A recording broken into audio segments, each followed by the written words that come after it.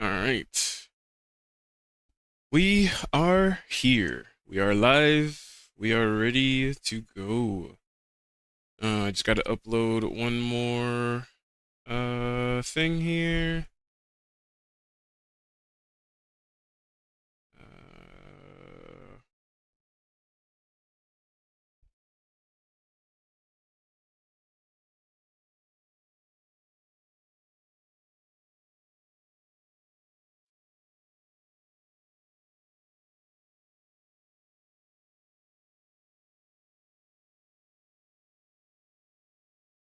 all right. And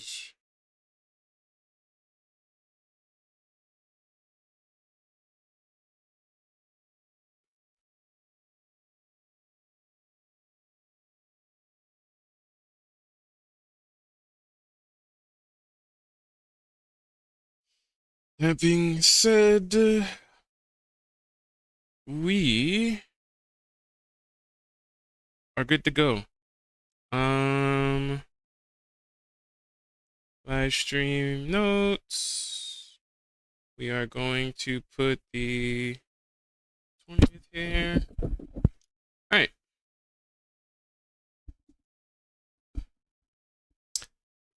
So let's switch over to in-game. Hey ho! Welcome everybody. Hello, hello. Good morning. Good morning. We are here. We are basically starting over. However, there is a couple of things that I would say for this run that we are going to talk about maybe after I get past the opening credits. But let's go.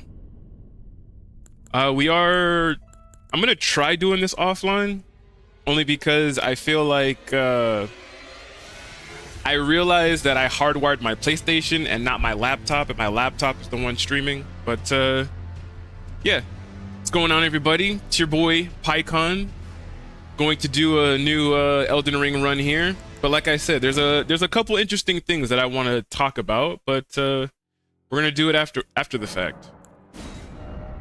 We are going again with a Faith melee build, right? But it is a little interesting. Keepsake, always golden seed, detailed appearance. We already have a preloaded character model. Look, she looks awesome, doesn't she? Look how awesome she looks.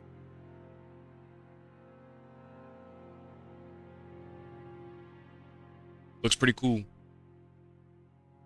And with that being said, I think we're gonna go with the mature voice one. Everything is as it should be, right? All right, let's get into it.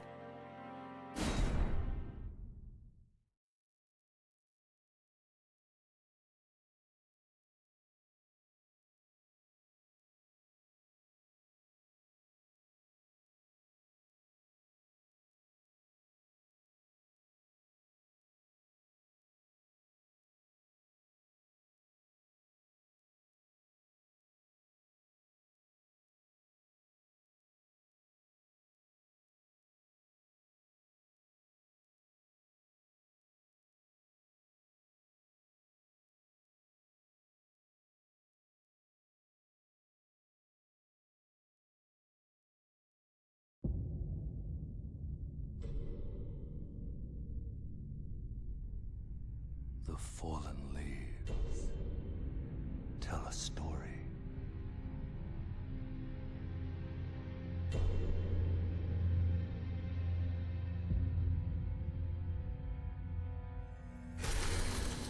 The great Elden Ring was shattered.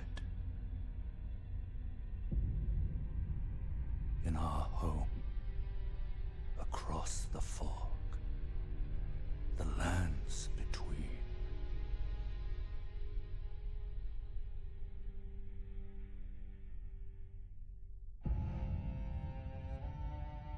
Now, Queen Marika the Eternal is nowhere to be found. And in the night of the Black Knives, Godwyn the Golden was was first to perish.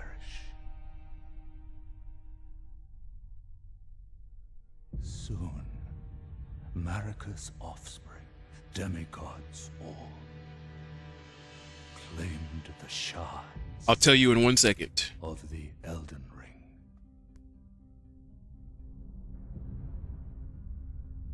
The mad taint of their newfound strength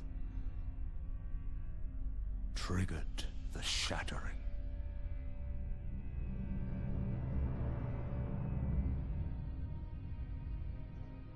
A war from which no lord arose. A war leading to abandonment by the greater will. Oh, rise now, ye tarnished, ye dead who yet live. The call of long-lost grace speaks to us all.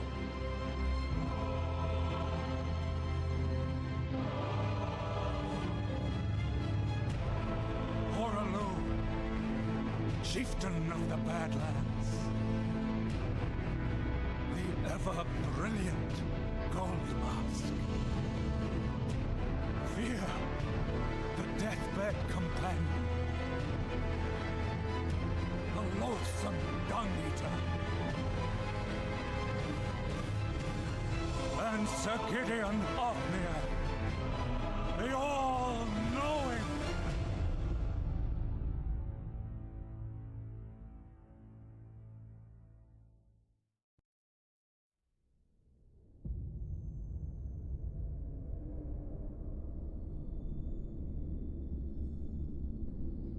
And one other, whom grace would again bless. A tarnished of no renown.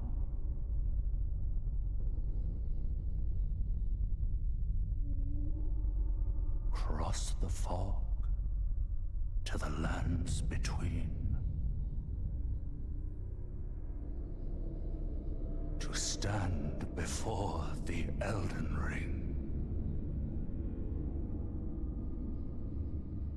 and become the Elden Lord.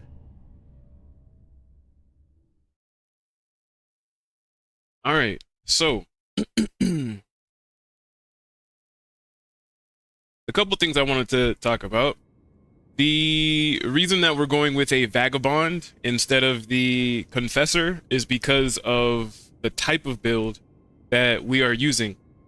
I'm basically going to be using Rolana's twin blades, which scale with strength, dexterity, intelligence, and faith. On top of that, just the way that I set my health and my stamina and all that stuff like that, basically where I'm going to max out all of my stats, the vagabond is going to get me there with the least amount of levels, if that makes sense. If I choose any other class, I'm going to end up being a higher level than, you know, what I'm actually looking for. The vagabond is going to get me to where I need to be with the least amount of levels possible, if that makes sense.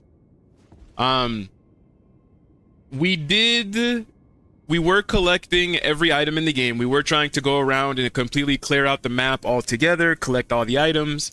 However, I did originally die, and I feel like I was doing a no death run.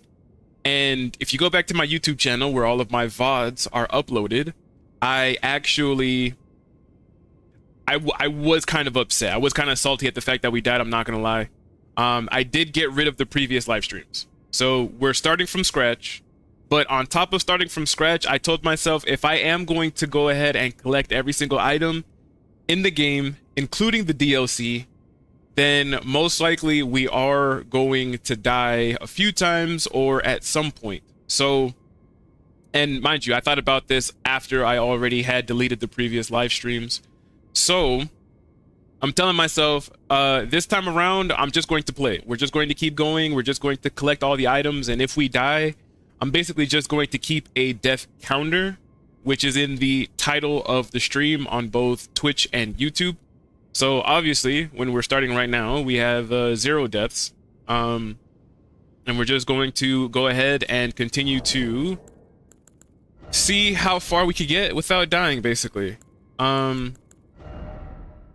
Now, with that being said as well, when I say that I was going around collecting all the items, in Limgrave, in Liurnia of the Lakes, and in Caitlid, I was already going around and collecting a number of different weapons and armor sets.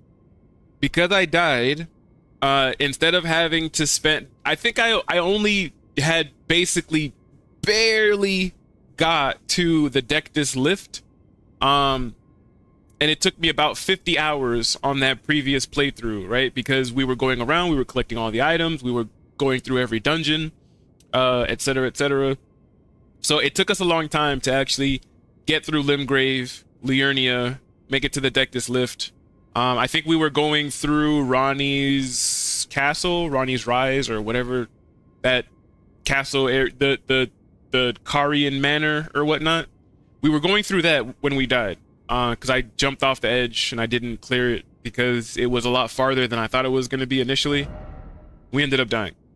So what I ended up doing was the previous items that I spent basically hours killing the same enemies over and over again. I took those items, traded them over to another account that I then traded back to my account. So I'm going to switch back over to the new character that I did make. I'm basically just including all of this because I want all of this to be on my YouTube channel, right? If this is anybody's first introduction to Elden Ring, some way, somehow, if my channel, if my content is somebody's first introduction to Elden Ring or any of these Souls games, maybe, then I want them to basically see all of this, experience it, so forth and so forth. But I did make a new character, and I think I already have 8 hours on that new character, but we have done absolutely nothing. I basically made that character, traded over said items, and then I basically just killed like the Godric soldiers that were around the Church of Ella, or Ella, whatever her name is. So yeah, basically retracing my steps from that first character is what we're gonna do here. Obviously we can't do any of the multiplayer stuff. I don't know if they're still going to allow me to get any of the multiplayer items. I would assume that they would, because there's still items to collect, but I want to see if we get to the main game area and I don't get like the small golden effigy, for example, or any of the other multiplayer items, then I'll go back online. But like I said, this specific character right here that we made is just so that we could see what the beginning of the game looks like. But I've already made a new character and got to that first site of grace, and that's what I'm going to switch back to after this.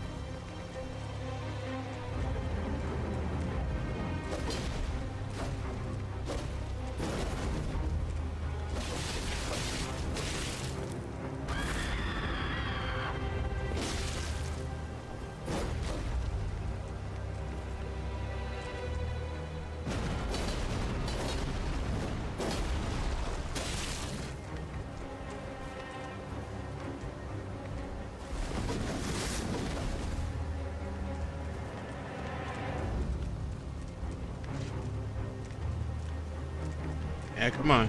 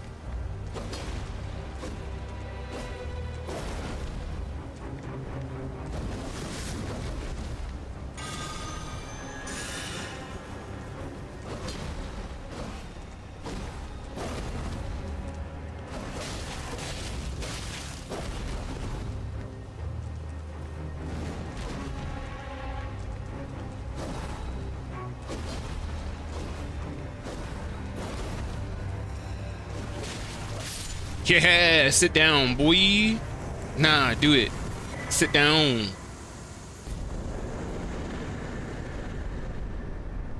All right, so basically that's what I did on the first character as well. Hey, hey. But yeah, I did all of this, right? We fell down, we went through the Cave of Knowledge. And even though we say that we're doing a no death run, right? This first death doesn't count.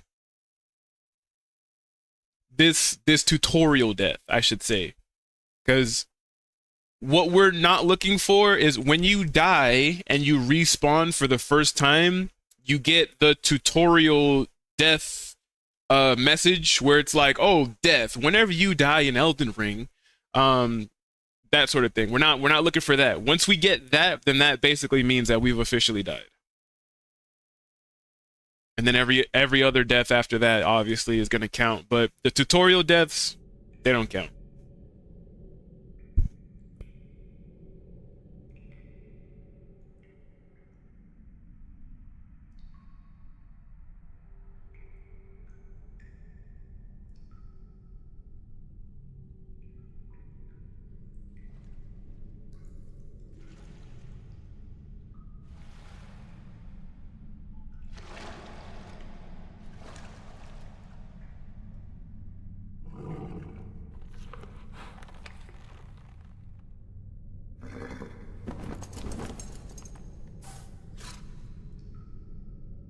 Don't worry, Torrent. Fortune is on her side. We found her here after all.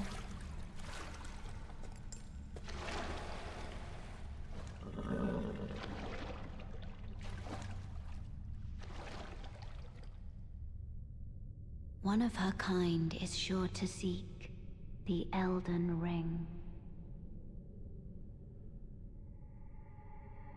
Even if it does violate the Golden Order.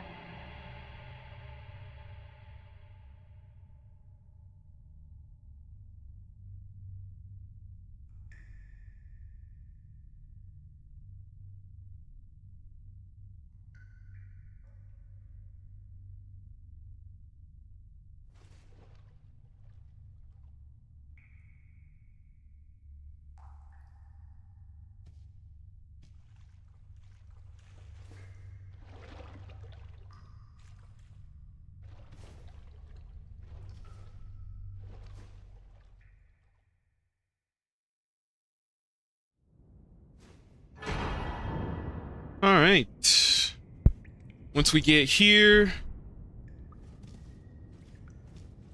this is basically where it starts. See, these are those little tutorial messages that I was talking about, right?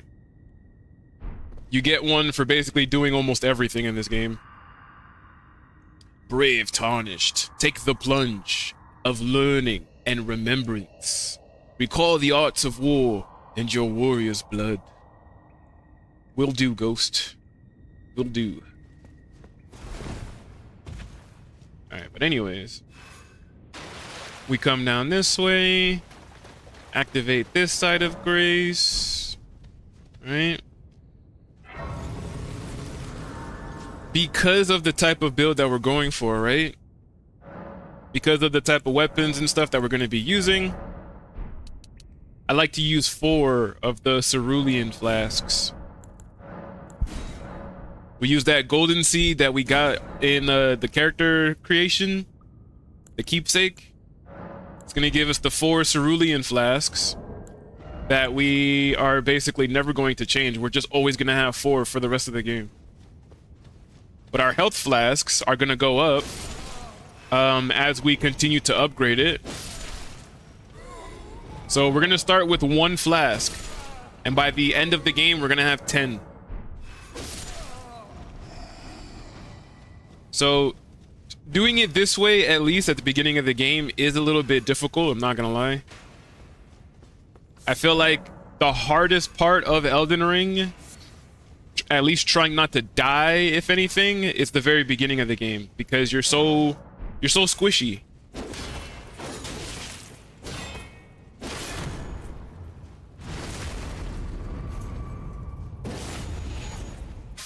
You're very squishy at the beginning of the game. The armor sucks. You have no stamina to really block any attacks. It's just all bad, right? But we're gonna get there. We're gonna become more and more powerful. I always end up becoming a little overpowered for the area that we're in.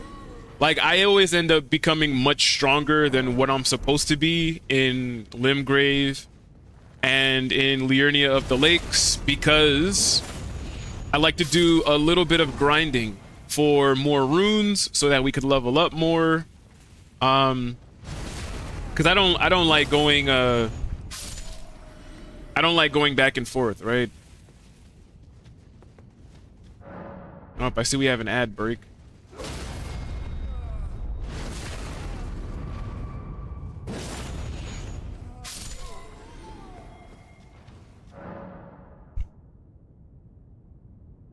Ad break. There's an ad break on Twitch and YouTube.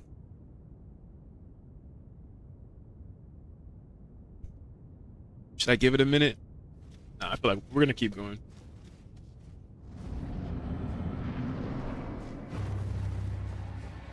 Because all of this is gonna be in the VODs.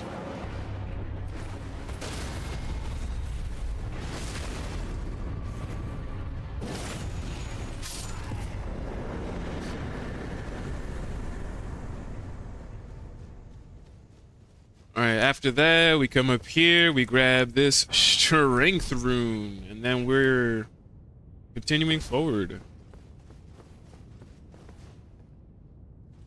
Hopefully it still allows me to pick up the multiplayer items. I don't see why it wouldn't, but hopefully it does. I would assume that it would. All right, we grab this side of grace after completing that tutorial thing. Oh yeah, see, it does. Nice. As long as it still gives us access to the multiplayer stuff. Like I'm still gonna end up doing multiplayer, but I'll probably do multiplayer when maybe I'm not streaming, because then I could take the Ethernet cable from my laptop and put it back into the PlayStation to give me a more stable connection. And then when I'm not streaming, I could, you know, do the summon sign just to get more runes, rune arcs, that sort of thing. All right, I always like to tell people this as well. When you play Elden Ring, I would advise against activating this statue of America, this martyr effigy, because when you activate this one and you try to do multiplayer, your summon sign will come down here, and there's a lot of people who like to do Fight Club right here at the beginning of the game, where you'll get summoned by the host, and the host would literally just sit on the rock up here, summon you into the world, and then watch you fight the invaders down there. There's no boss to kill or anything like that. You're basically just entertainment, right? So, I mean, unless you want to be a part of Fight Club, I always advise against activating this one. Do not activate this martyr effigy. You can collect the small golden effigy from it, but don't activate it. At least that's my advice, right? If you want to have a fun time doing multiplayer and putting your summon sign down, don't activate that one. Oh, yes. Tarnished, are we? Come to the lands between for the Elden Ring? Hmm? Of course you have. No shame in it. Unfortunately for you, however, you are maidenless. Without guidance, without the strength of runes, and without an invitation to the Round Table Hold, you are fated, it seems, to die in obscurity. I actually came across an interesting video the other day that was saying at the very beginning of the game, when I pick up the first multiplayer, well, it's not even a multiplayer item, but the which one is it? This right here. When we pick this up at the very beginning of the game, when we're first able to move around and stuff, you know, when I was switching around my emotes and stuff, I came across a video that was saying that that dead person that I took this finger from was supposed to be our maiden.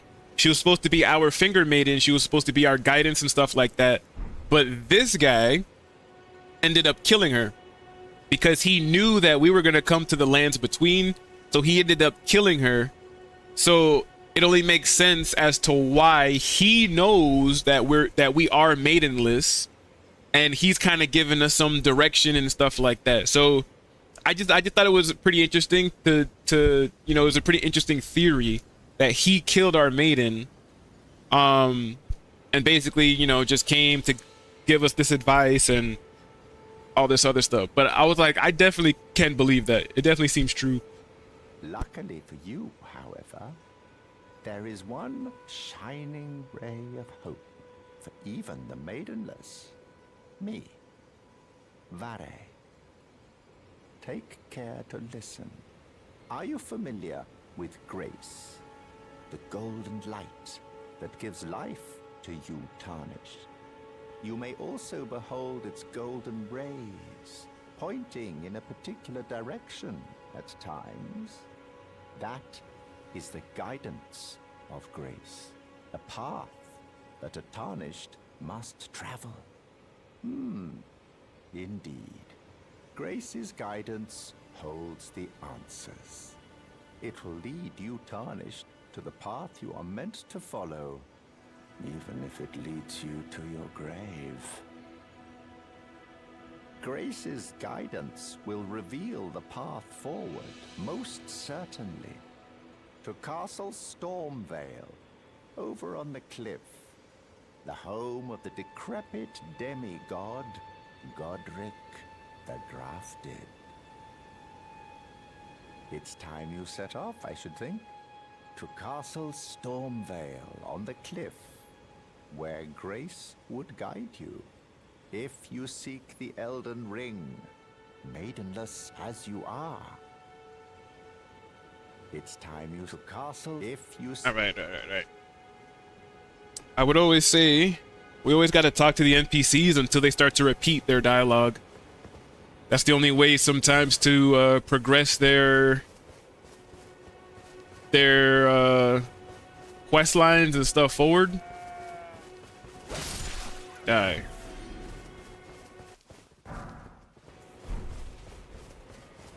You die too.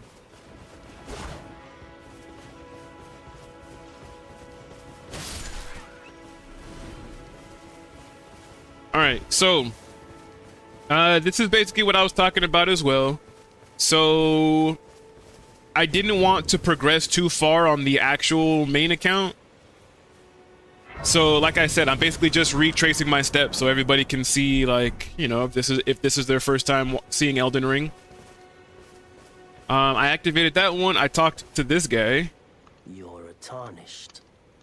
I can see it.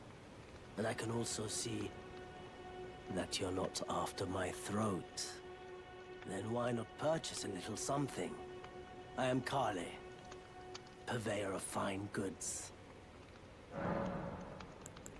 You know, if you can spare the runes, you should buy yourself a crafting kit.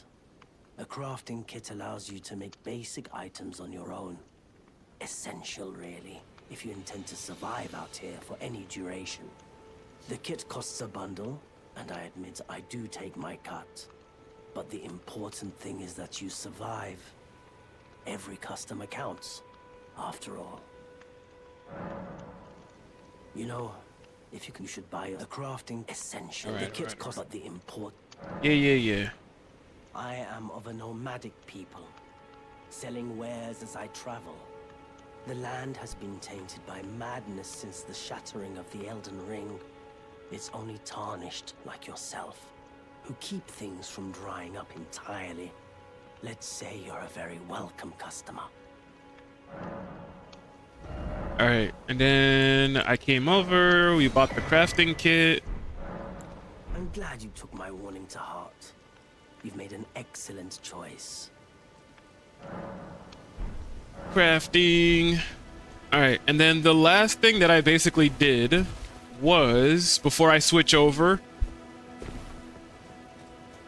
because like I said, all of the other items and stuff that I spent hours killing the same enemies over and over for, collecting their items, I already traded it over on the actual character that we're going to be using. But I just want to sync up like exactly where we were, everything that we did, which wasn't much. I came over here and we activated this site of grace and this martyr effigy, as well as the cave that's to the right of it. So once we do this, we're pretty much going to be synced up with the actual account I'm going to be working on. So we come over here, we activate this, right? Came over here into this dungeon.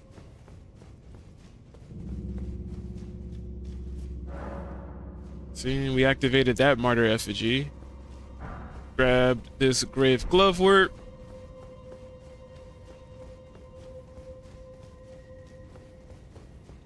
Then I activated the one over here.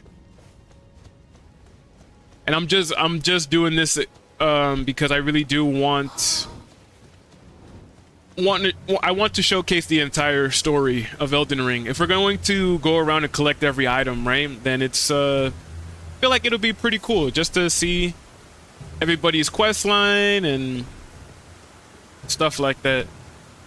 I know it's gonna take me, I think it takes at least 2 playthroughs to collect all the items, if I'm not mistaken. I know from what I've seen about the DLC, from what I've seen so far, I haven't played the DLC yet. Get out of my face. But yeah, I haven't played the DLC yet, but I did have another one of my homies who, when I got the DLC, he did trade over a couple of the items that I wanted to use for my build. So besides those items that I'm going to be using for my actual build, the only other items I'm going to have is just certain items.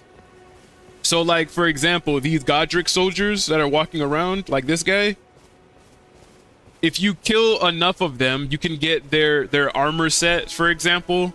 You can get their armor set, you can get their shield, you can get their weapon.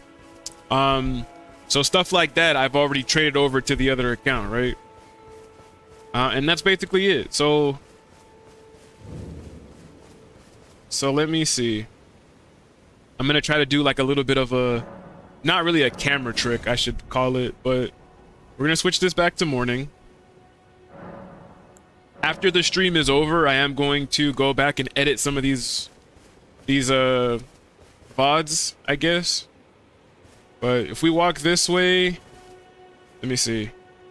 Hey, DLC, don't play around. Yeah, I could only imagine from what I've seen and from what people have told me, it's crazy. That's why I told myself, even though I died on the last run and I started over, that's why I was like, I don't think I'm gonna start over again. Because if I did make it to all the way to the DLC without dying, I've never played the DLC before, so I definitely feel like I'm gonna end up dying in the DLC, and I don't want to have to start all the way over again because I died in the DLC, if that makes sense. So because we're going around collecting every item, that's why I said I'm just gonna keep an actual death counter. I'm gonna try not to die, but if we do die, I'm not gonna start over again. So this is just going to be the entire Elden Ring run right here. But for the VOD, we switch it up to morning. I'm gonna turn off my camera real quick. We're gonna sit down here, and I'm doing this because this is going to be like a little editing trick, I would say. All right, sit down one more time.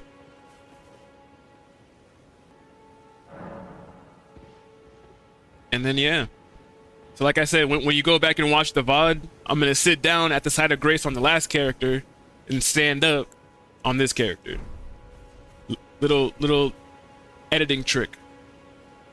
All right, so everything that I did on that last character is the same exact thing I did on this one, right? The only difference is those 2 martyr effigies that I activated, I did put down my summon sign. I did help out a few people. I was able to get 11 of these rune arcs, which means I was able to help 11 people clear out those 2 dungeons. We were able to get about 35,000 runes that you can see in the bottom right corner. But we still haven't really done anything else, right? So I'm gonna pull back up my Elden Ring planner here. So even things like this, even things like grabbing this, I didn't do. Smithing stone 1. Why is that not popping up on here? Oh, well, why did I mark that off already? I didn't even grab it. Anyways, we grabbed it now.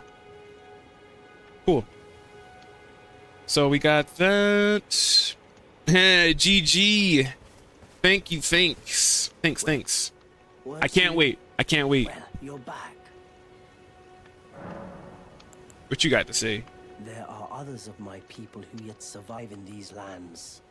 If the mood takes you and you meet one, then offer them some trade, won't you?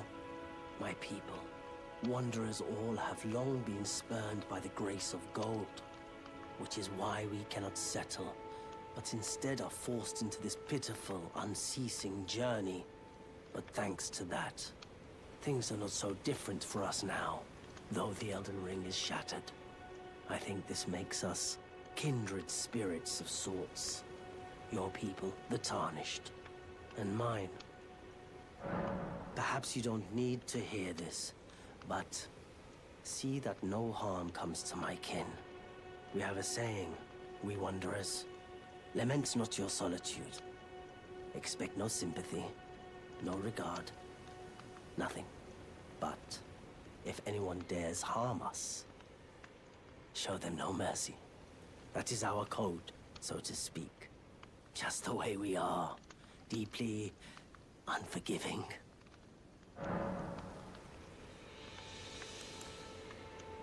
Goodbye for now. All right. So the first thing that I always like to do whenever I do make a new character, we got to open up the map. You can see that when you first open up the map, you don't really see anything at all, right? Unless, or I should say, besides these little pillars are where you're going to find a map piece that's then going to allow you to see the map. Tango one spotted. You let him live. Yeah, I always tell myself that, even though I know there's a lot of people who kill the merchants for their bell bearings so that all of their items are in one location, I can't do it. I did it one time on one playthrough and I felt so bad. I felt so bad. I was just like, oh, I shouldn't have did that. My conscience, it's eating me up inside.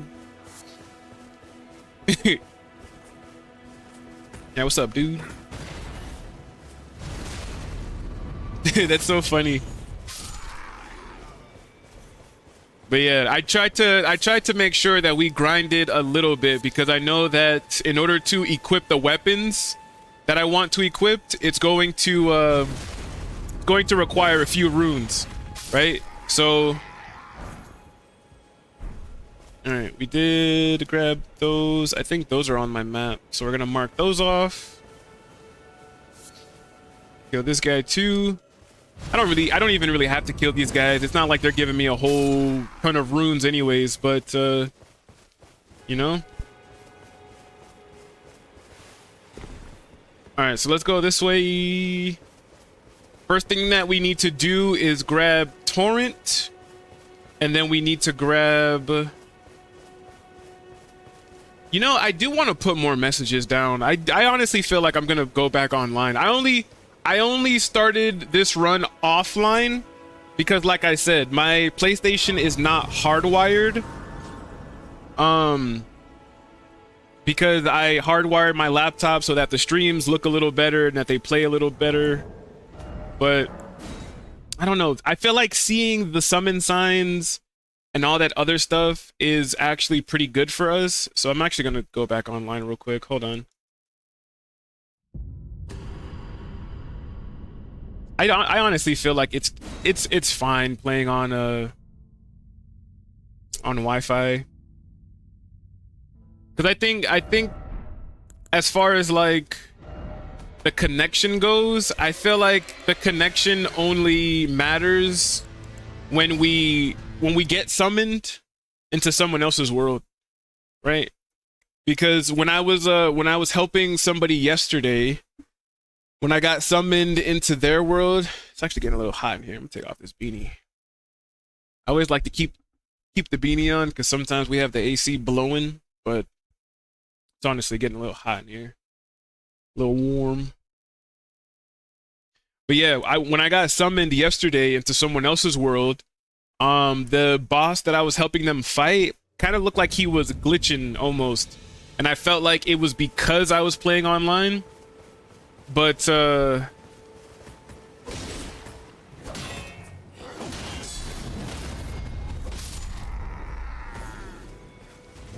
me alone, dude. Leave me alone. Leave me alone. Leave me alone. You would.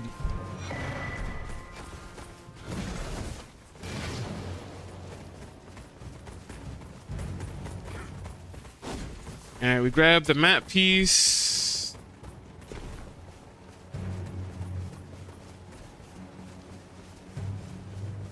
Man, these guys are hot on my trail.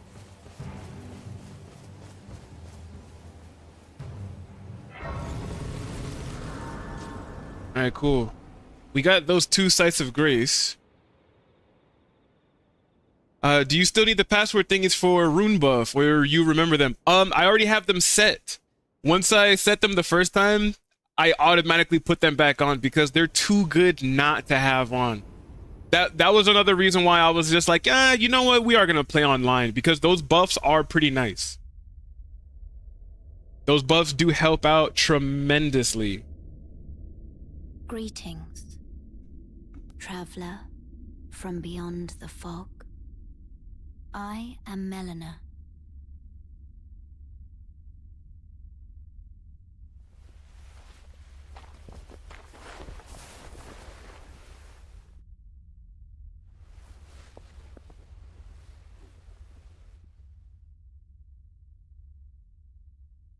I offer you an accord.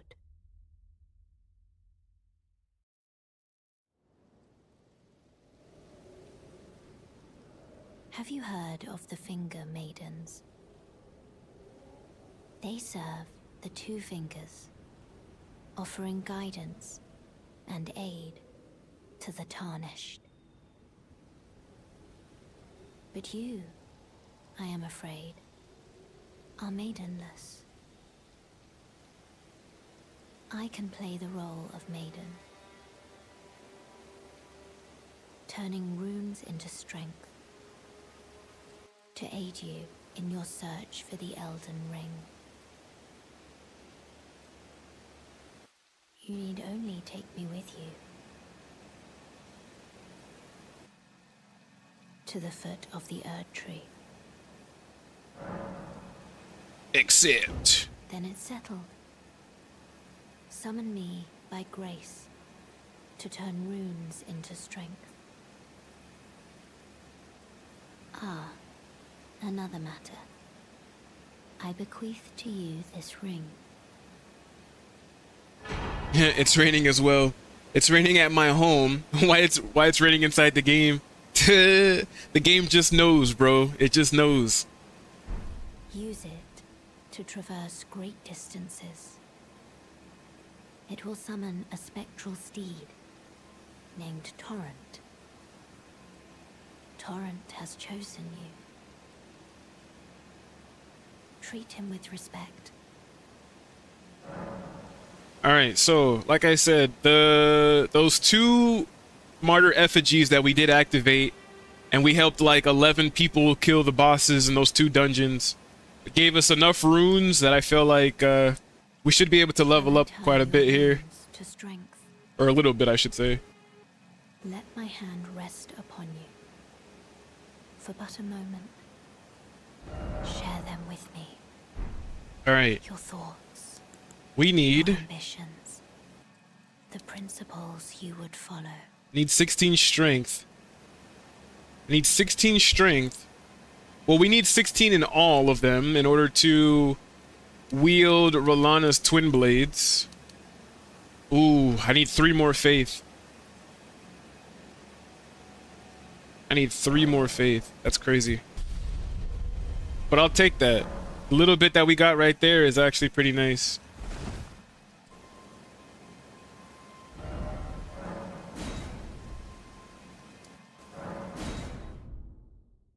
And this is another thing that I was like, I'm not entirely sure, because I'm pretty sure you guys could probably hear.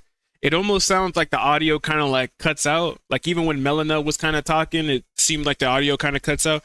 I don't know if that's because I'm playing online. Because like I said, the PS4 I feel like already has kind of bad connection issues, I would say. But then on top of me taking out the hardwire and running it on Wi-Fi, I don't know if that's the reason why it's acting like that. Which, if it is, then I'll go back to playing offline to make it run a little smoother, if that's the case. But I do think it is a bit cool having the passwords and stuff like that, because, you know, it gives us some nice buffs, right? This way, Tarnished. May I have a word? May I have a word? Yeah, you see this message? A pleasure to meet thee, Tarnished. I am the witch Renna.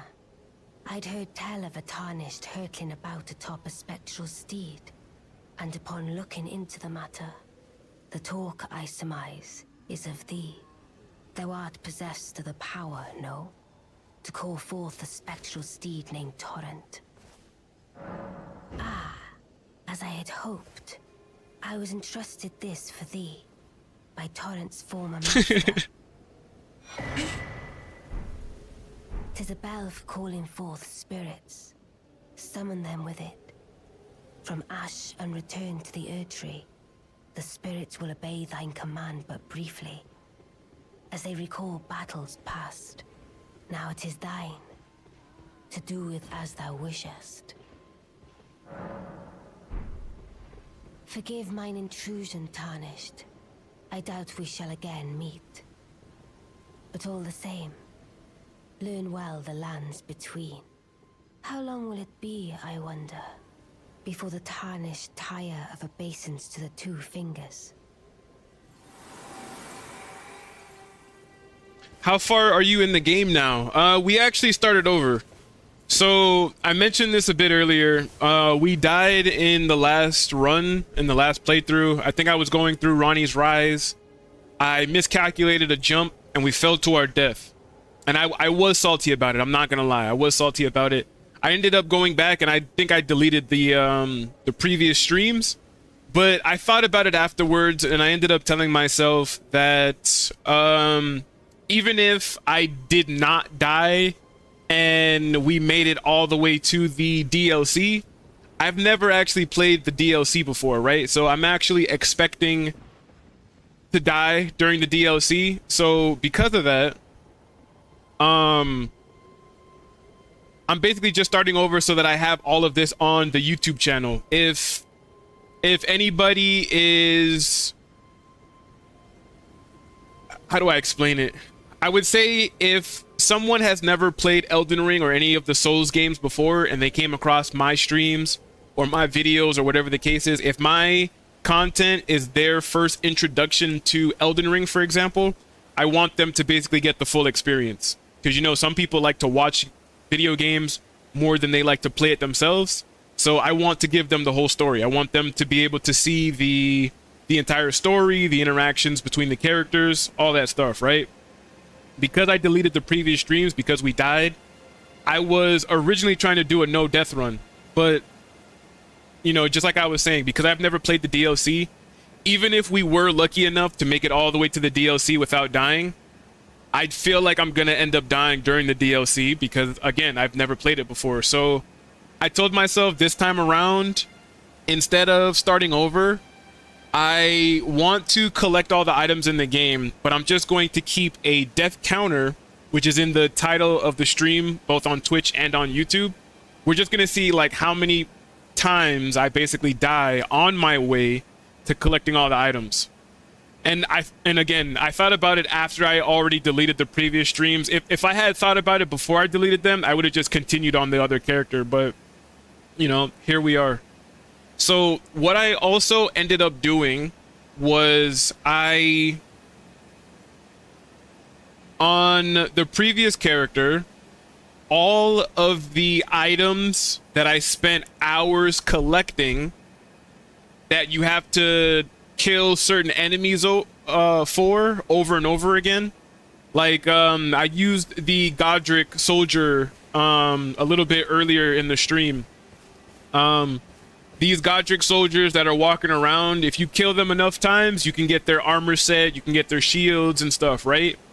So these specific type of enemies that I went around on the last character and basically spent hours collecting their items, I traded over to this character.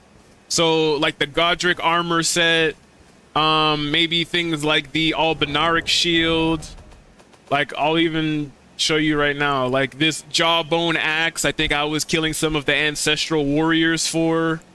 The spiked club, I think you get from the demi-humans and stuff like that. Those I traded over to this account. But the actual items that you yourself can go like into a cave, for example, and open up a chest and collect that item, those I left alone. Those we are gonna have to go back and collect again. But the items that have a low drop rate from certain enemies, the ones I collected so far, which is only maybe around Limgrave, Liurnia, and a little bit of Caelid. Those ones I traded over. So we're starting from scratch, but not completely from scratch, if that makes sense. I just have to make sure that if I have to jump across something, that I actually jump across it properly and not just, you know, end up killing myself again, because that was kind of stupid of me on the last run, I'm not gonna lie. And I was very salty about it. But yeah, whenever we do make a new character, I like to get Torrent. I like to get my Spirit Ashes. And again, I honestly do like walking around and having the messages and the buffs, seeing the blood stains and all that stuff like that. So I do really enjoy playing online versus playing offline, even if it does make the game run smoother or whatever the case is. But yeah, whenever we do make a new character, I do like to open up the map. Oh, Melina wants to talk to us again. What's up, girl? This tiny golden aura is the grace of the Erd Tree. This light once shone in the eyes of your tarnished brethren, but now it is all that guides you. Still got Also, stuff in my I hear pocket here. You can see them, can't you? The rays of grace that guide you through your burden. So one of the things that I wanted to actually look up that I haven't done yet was, what is Melina and Ronnie's relationship? Because Melina is very similar to Ronnie, if I'm not mistaken. Like, to me, Melina seems like one of Ronnie's Black Knives. Because you know the Black Knives are all primarily female. They all followed Ronnie. Even when you fight Morgo in Lindell and you can summon Melina, she has a very Black Knife moveset. And then, you know, of course, her eye, what is it? Her right eye is covered, whereas Ronnie's left eye is covered. Like, I've always wanted to look up, like what's their relationship with each other? Are they like the same person? Are they, I don't know. But I definitely know they have some sort of relation to each other. Something like that. I just don't know what it is. I can't prove it, but I know there's something there.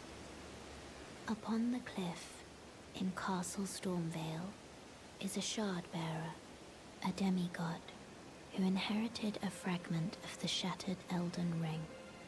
If the rays of grace signal the castle, then the Elden ring beckons you.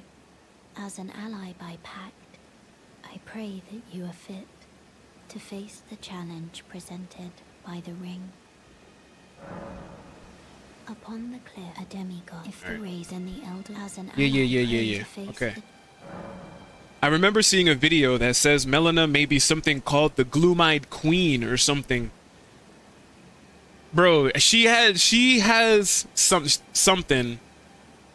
Her backstory, I'm pretty sure, is crazy, but she has a very important role. Well, besides, you know, obviously her burning the Erd Tree and stuff for us, but I mean it in the sense of, you know how like some of the most important NPCs are like Queen Marika, Ronnie, Radon, Mikola, you know, those type of NPCs, right? Those are like the major ones in the game. I feel like Melina is one of them too. Like, Melina is definitely one of those major NPCs. That's why I'm like, I want to know more about her backstory. Like, what's her deal? What does she have going on? All right, but anyways, we're going to open up the map a little bit more. It's usually what I like to do, like I said, when I make a new character. Is open up the map, grab some stuff to upgrade our weapons just a little bit, kill the dragon so that we do the big sleeping dragon in Caelid, because that's going to give us a bunch of runes. We're going to run past this guy. Oh, we're gonna go get the gold pickled fowlfoot and the silver pickled fowlfoot. That's gonna give us some nice runes to at least be able to hold the weapon that we need to hold, right?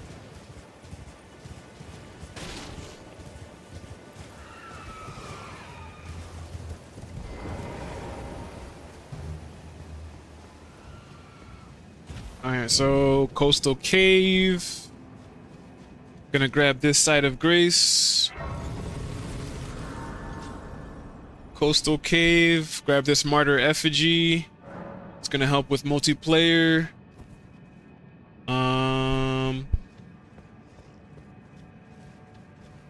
Need to get that lantern. That lantern helps out a lot. Yeah, get out of here. Anybody told you to follow me?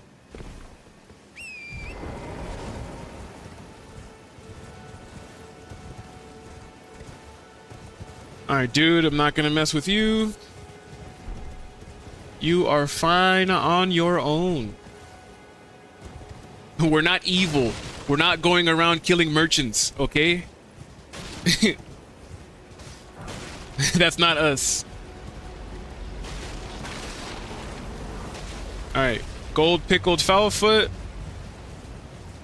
And then we come up here to grab the silver pickled.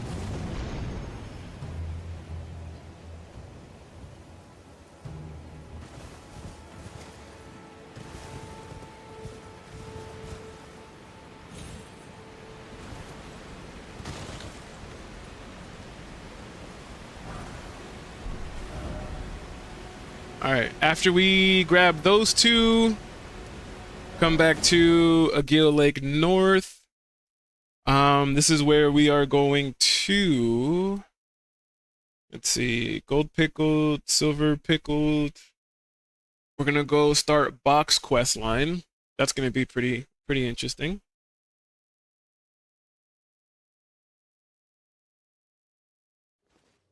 Let's see, let's bring back up this thing over here. All right. Now I need to get a couple, there's a couple somber smithing stones that we can go and grab. Okay, we're gonna look through this. Help us out, Cully.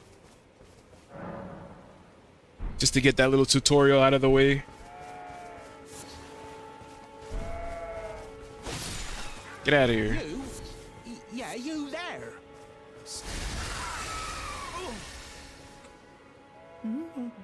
Oh, yes. I remember. Some clod turned me into a tree.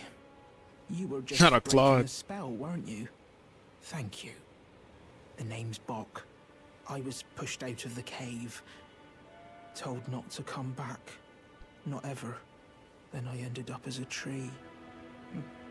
Lucky you came along, really. Then I ended up as a tree. Oh, what a shame. When they threw me out of the cave, they took everything I owned. And so this is all I have to express my thanks. I hope you can forgive me. Or if you can afford to wait for a while, I could sneak back into the cave and bring back something of actual value. Then I'd be of some real use to you, I reckon. Right, but I'll need a moment. I'm frightened of them, so I have to gather myself. My knees start knocking, just thinking about that god-awful cave on the shore. Right, Alright, Buck.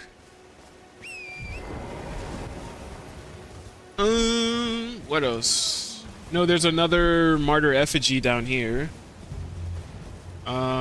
Primarily for this dragon, I feel like.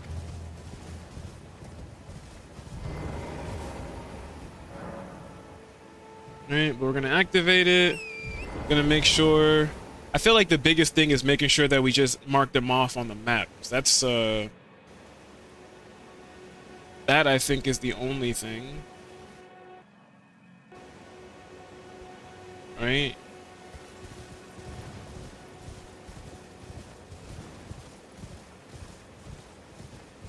Right.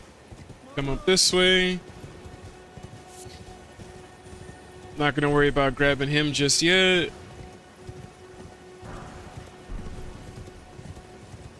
I am going to come over here and grab this somber one. And then I believe over here. You know what's funny too, now that I'm thinking of it? One of the new characters that I made, I was running over here.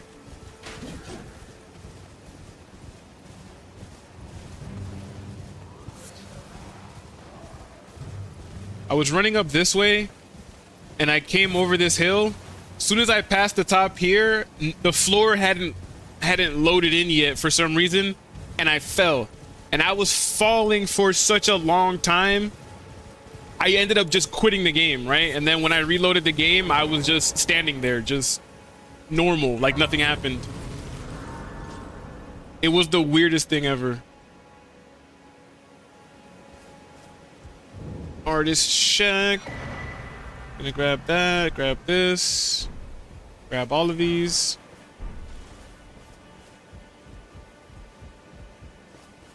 And I do feel like I'm gonna play around with I'm gonna play around with the online and the offline, because what? Melina wants to talk to us again? For what? What's up, Melina? Me. I'm searching for my purpose, given to me by my mother inside the Earth Tree, long ago, for the reason that I yet live, burned and bodiless. There is something for which I must apologize. I've acted the Finger Maiden, yet can offer no guidance. I am no maiden. My purpose was long ago lost. That's all you wanted to tell me? My purpose. Alright.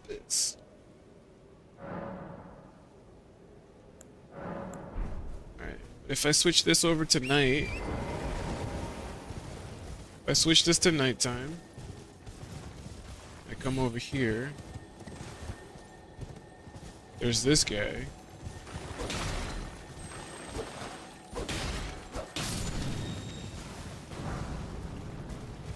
Oh, he gives me a somber 1. I don't know why I thought he gives me a somber 2.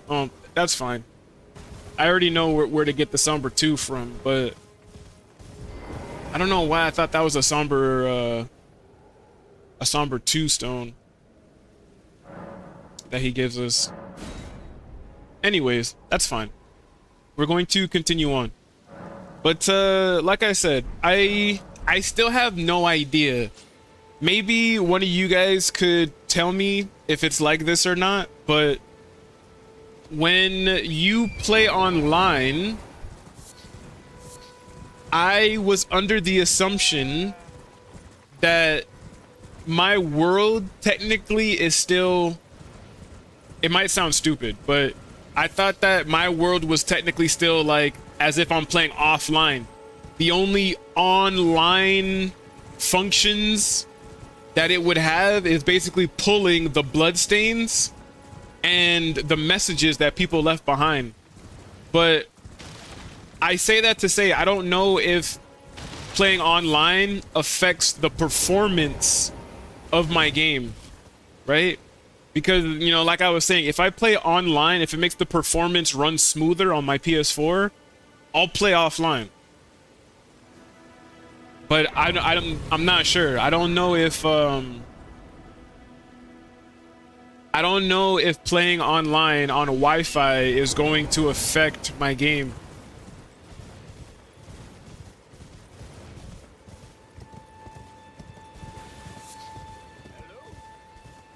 I thought it just affected bloodstains and messages. On top of if I get summoned into someone else's world. Servant to the true order and celebrated repudiator of the false. Oh, Erdtree, grant me succor. Ah, you've come to lend me your aid, have you? Well, that's very kind, but no, the help is very much appreciated, even from a tarnished. Despite appearances, nobility is no prerequisite to serving the true order. You might have heard of me, Kenneth Height. Next in line is the rightful ruler of Limgrave, young Tarnished.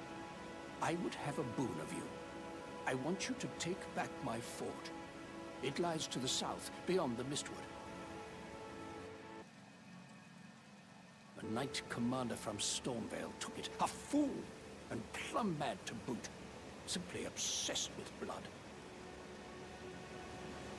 What are you waiting for? A kiss goodbye? My fort lies to the south, beyond the Mistwood. Take it back for me. Oh, I see. You wish to know the reward. Fret not. The great Kenneth Height is known for his considerable largesse. The celebrations will be lavish indeed upon the dawn of my fort's retrieval. Yes. Now, allow me to furnish you with a little advice. I would take great care to avoid Godric's tarnished hunts were I in your shoes. That depraved lot are obsessed with sacrificing tarnished like you for the sake of grafting. Honestly, Godric's nothing more than a jumped-up country bumpkin. Lord? Oh, don't make me laugh. First, he hid himself amongst the womenfolk to flee the capital, then hid from Radahn in that castle. Then he insulted Melania, lost to her in battle, only to lick her boots, rather than die like a man. Has he no shame, the big girl's blouse? And to think, he's the blood of Godfrey, last of the golden lineage. You almost wouldn't know it to look at him. Yeah, I almost feel sorry for the chap the more I think of it. What are you waiting for? A kiss goodbye? My fort lies to the south, beyond the Mistwood. Take it back for me. What are you waiting for? My fort. Alright. Talk to Kenneth. I honestly don't like Kenneth.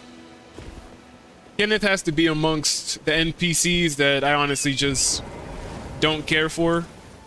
And if it wasn't for me needing to complete Nefeli's questline, I probably would kill him right here. If I'm being completely honest.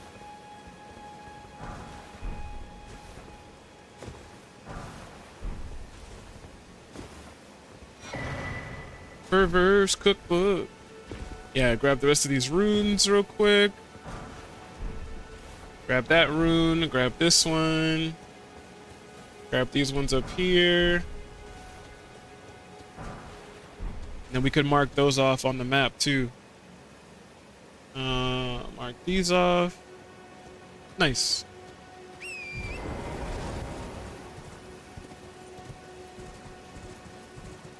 Next is going to be the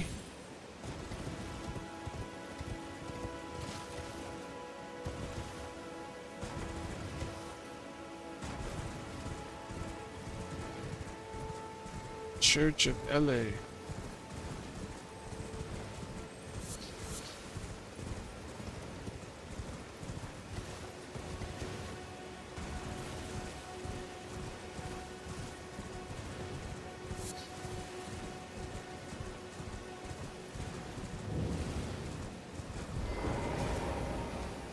All right, grab our first sacred tier.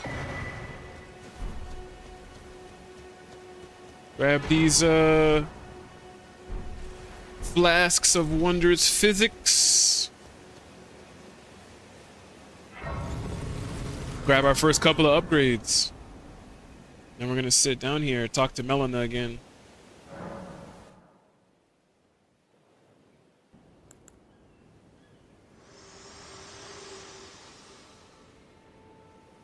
Unspoken echoes linger here. Words of Queen Marika, who vanished long ago. If you wish, I will share them with you. I'm interested. Very well. In Marika's own words, my lord, and thy warriors, I divest each of thee of thy grace. With thine eyes dimmed, ye will be driven from the lands between. Ye will wage war in a land afar, where ye will live and die. Well, perhaps that might serve you in lieu of a maiden's guidance. Part of me wonders if Elden Ring took place before the events of Dark Souls. Because when she says that, with your eyes dimmed, you'll be driven from the lands between, which is the world that we're in right now, basically. And you'll live and die, which basically just sounds like you're living a normal life. So part of me is like, I wonder if this takes place before the events of Dark Souls? Or what? It's a curious thought. Yeah. Excuse me.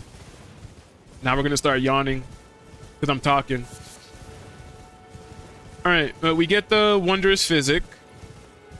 That's gonna be I didn't even set it or equipped it or anything. I didn't do nothing with it. We're gonna get this map piece from down here. Avoid the bear and the rune bear.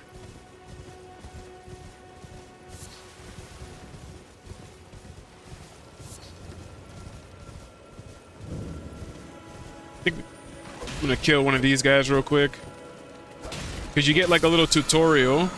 Yep. Little tutorial message.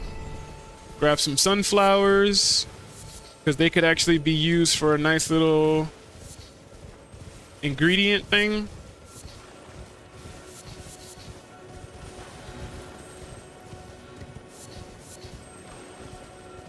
Alright. And then we also get another... some more crystal tears. Right? So, boom, boom, boom. We got those. Alright, the other thing we need is this map piece and this cookbook. So we're gonna crouch. Going to crouch, make sure there's no enemies nearby. Grab the map piece. Grab this cookbook.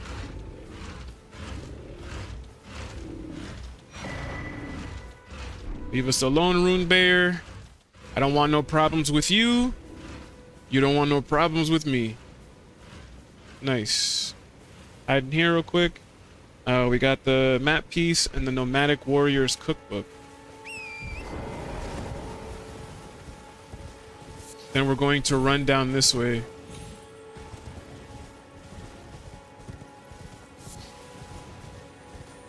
Not even gonna worry about that. We hear the howl.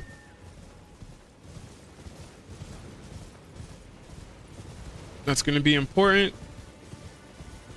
because we're gonna run back this way.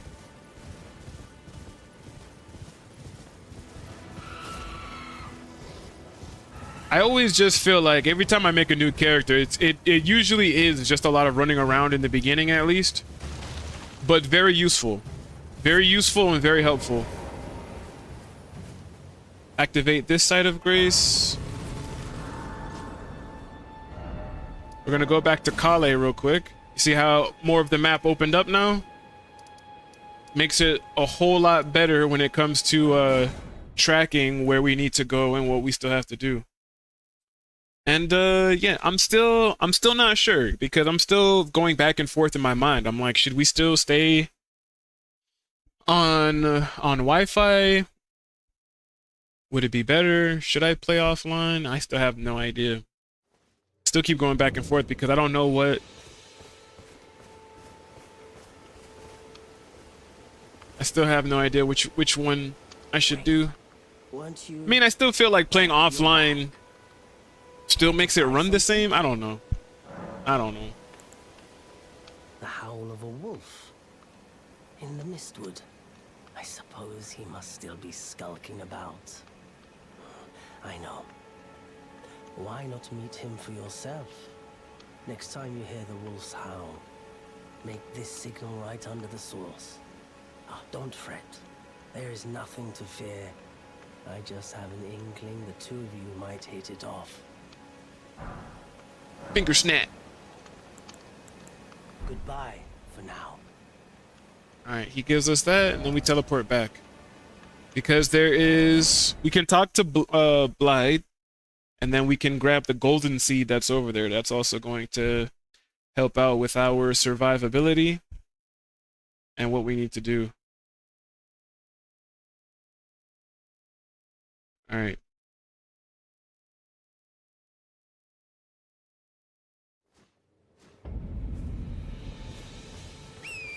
First thing I can do is come up here, grab this golden seed. The golden seed's gonna help.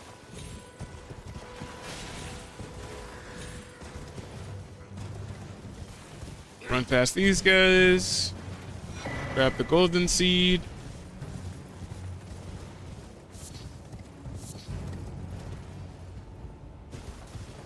And we can come back over here. I could mark the golden seed off the map. Then we're gonna talk to Blythe.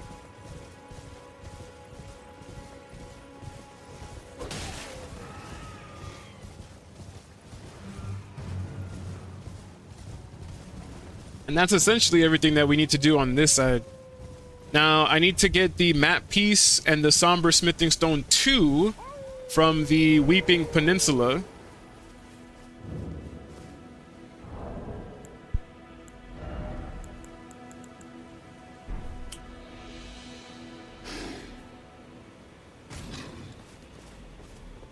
Who goes there? Carly sent you, did he? Ever the bloody busybody. Maybe to him you don't seem so strange. The name's Blythe. I'm looking for a man who goes by Darrowell. He fled somewhere nearby. Or so I've heard. Come tell me if you find him before I do. I can offer you ample reward. Darrowell is nothing but a traitor, and in need of a fitting end to his tale. Darrowell is nothing and in need of a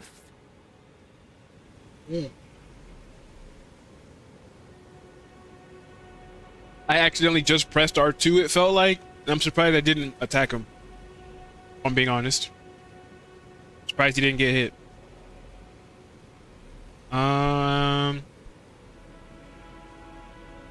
Yeah, we did that. Alright, let's see. Yeah, let's go down to the Weeping Peninsula. Let's go down to the Weeping Peninsula, get this Somber Smithing Stone 2. Then we run upward, open up Caelid, unlock the Round Table Hold, fight the Sleeping Dragon. And then I want to say at that point, that's basically it. Because once we fight the Sleeping Dragon, we're going to have what we need to equip. Honestly, I feel like because we upgraded our strength, yeah, I could use my brass shield. Yeah, we can switch over to the brass shield. Brass shield is nice. Alright, let's go. Let's make our way over to the Weeping Peninsula. Get this other map piece. This Somber Smithing 2. Then we can go up to Caelid.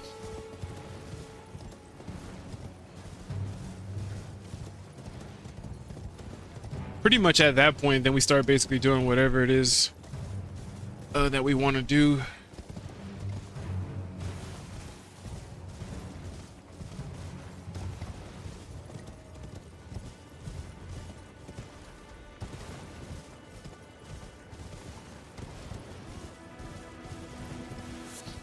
Man, I really want to upgrade. Yikes. That would have been crazy.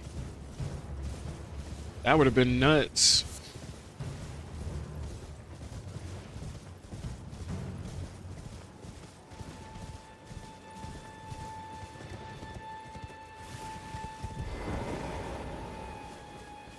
Alright. Accio Lake. Which is what? Right here.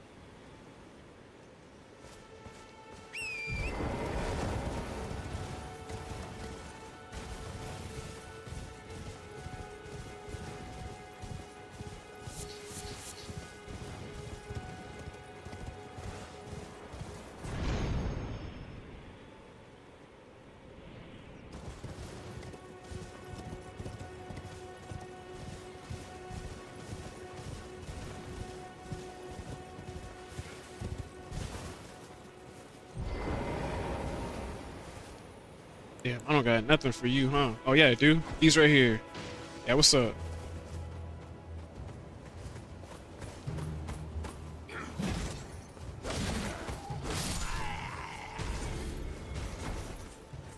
Damn, he just casually walked past that like it was nothing.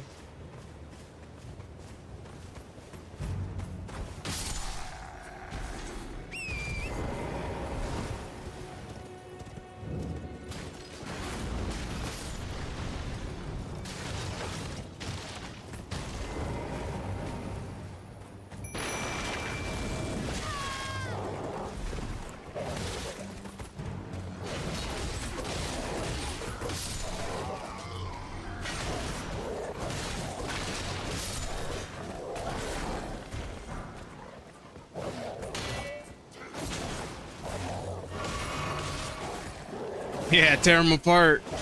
Tear him apart.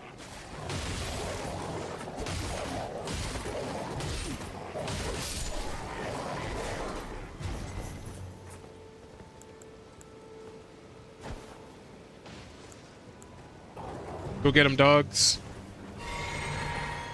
Get him, dogs.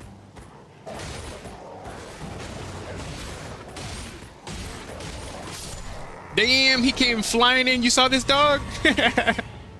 That dog came flying in to get that last hit. That was funny. All right, grab that somber, or not somber, but smithing stone 1.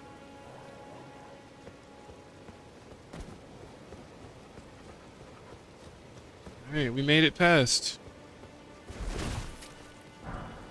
Made it past the bridge.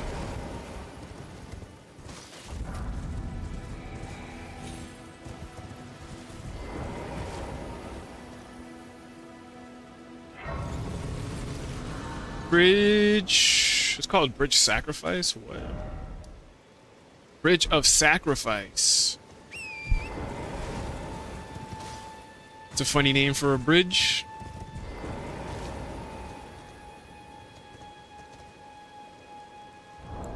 Yeah, see, this is why we definitely like, it's the only reason why we like playing online. So we can write messages.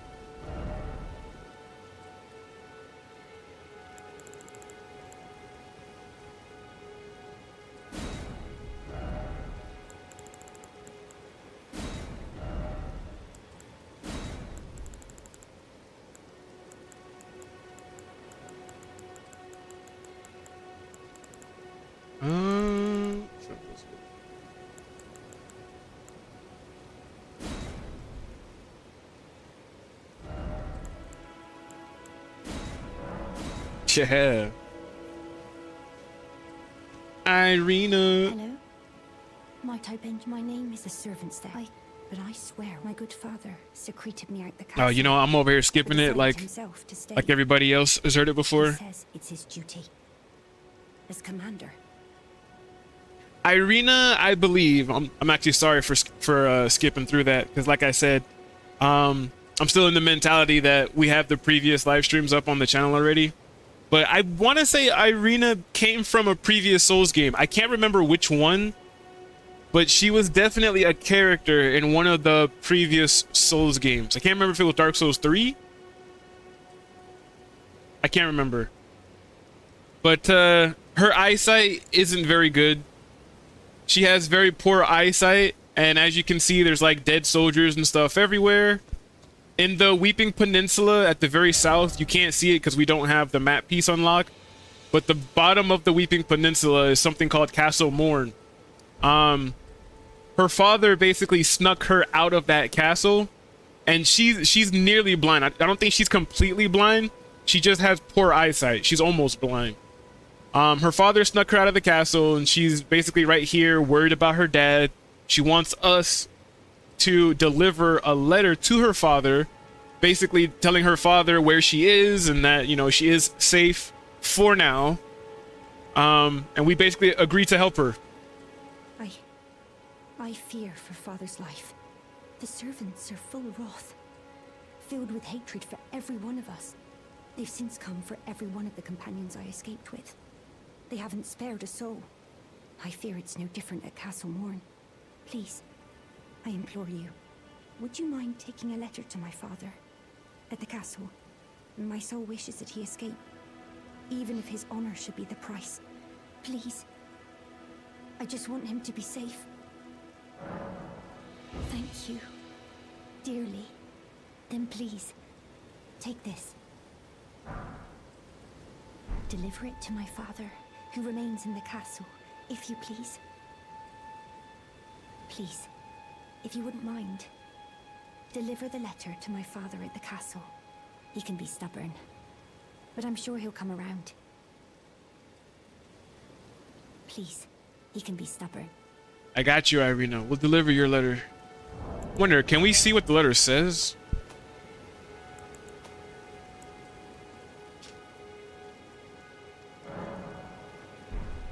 Letter given by Irina, addressed to her father, the commander of Castle Morn. Gorgeous silken handkerchief, lightly stained with blood. Words can be made out within. So it doesn't really tell us like what the letter says, I guess, but we'll definitely deliver it for you, Irina.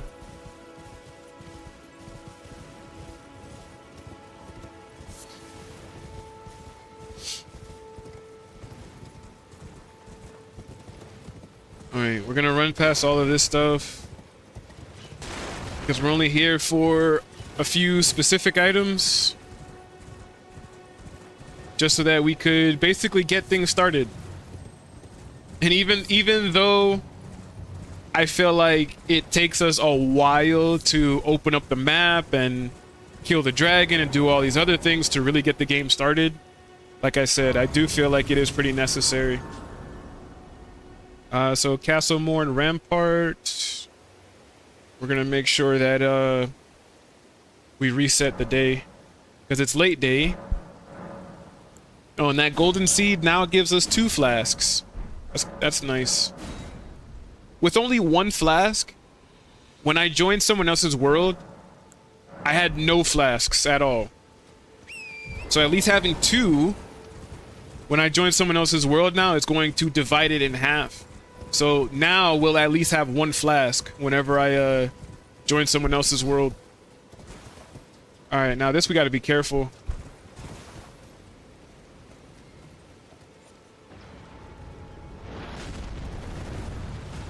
We don't want to get sniped by this giant. Grab the map piece. Run this way. All right, does that. We run over here.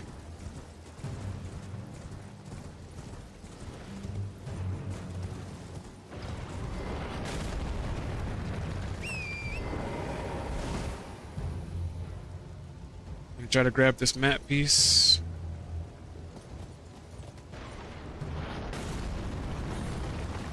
Oh, I mean, not the map piece. We got the map piece already. Now we're gonna grab that golden seed. Map piece, golden seed, collected.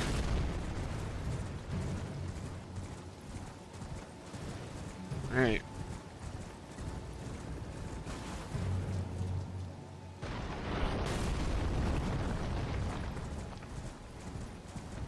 Gotta do whatever we can to remain safe until we can get the runes necessary to level up our health. Because I mean, at the beginning of the game, look at our health, bro. We have absolutely no health whatsoever. Our health bar is non-existent. Oh, I don't like being over here.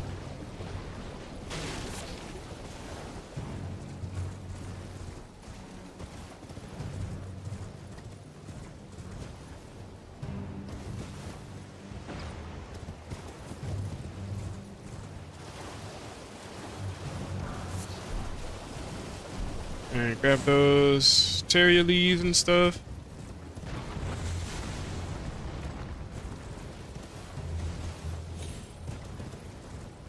Alright. Then we just get away from this area. We're gone.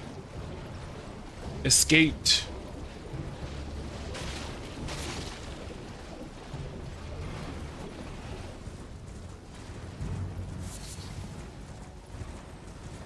Out of here. Damn, I tried to hit him. Didn't work. Alright, but we have a Somber Smithing Stone 1. We have a Somber Smithing Stone 2. We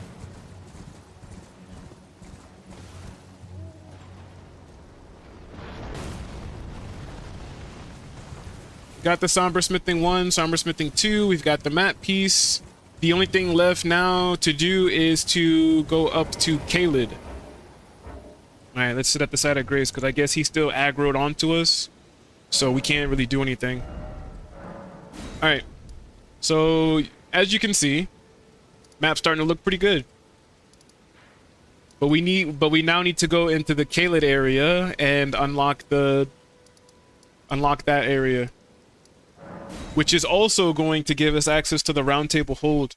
Which, the Round Table Hold is a really good place to level your weapons and your spirit ashes. We can't upgrade the spirit ashes just yet because we have to progress Roderica's quest line,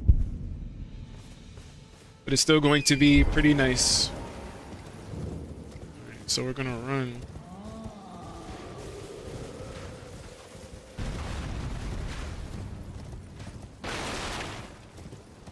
Run up here. Shut up. Don't even think about blowing that horn. Grab this golden seed. And we keep it moving. Grab that golden seed. What's this over here? Smithing Stone 1. Gonna grab that. And that same NPC I was talking about, Roderica, we're gonna speak with her.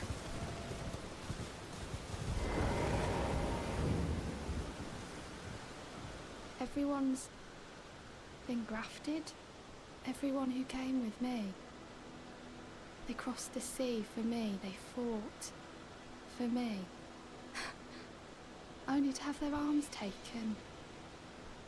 Their legs taken. Even their heads taken.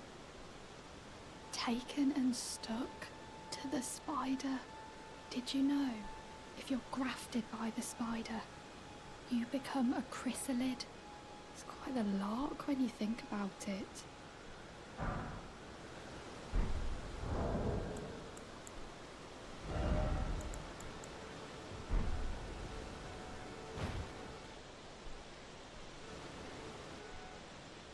Oh, I can't talk to her when I'm sitting down? That's crazy. Whatever. You're all on your own, are you? And heading to Stormvale Castle? Enticed by the one in the white mask, I suppose. Oh, you've come to be one with the spider? Well, that makes us two peas in a pod. But I don't have your courage. It's scary, you know, having your arms cut off. Or legs. Or your head. I want to be like everyone else, but I'm just too scared. I'm nothing but a craven. Oh, I know. Can you take this little one along with you? Nice. Poor thing deserves someone braver than myself. And the spirits look rather fondly upon you. It'll be glad of your company, I think, the little un. It was a pleasure to see you. Oh, can you pass on a message for me? If you see the little chrysalids in Stormvale Castle, tell them I love them. And that, despite my craven heart, I'm sure I'll be joining their club soon enough. I'm finally getting the hang of this whole pain thing, you know. It was a pleasure to see you. Oh, tell them I love. I'm finally getting... Alright, Roderica. I got you, girl. Got you.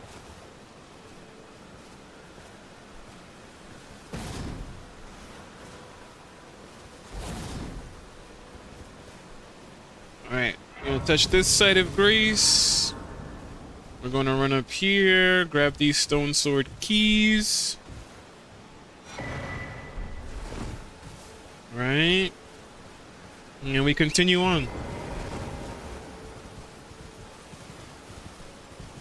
Next we're gonna meet up with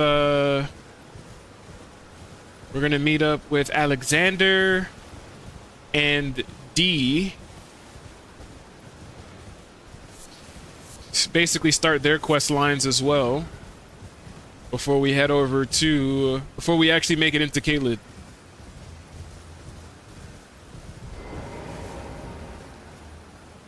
I'm gonna touch this side of grace right by the homie Bernal. Keep it pushing.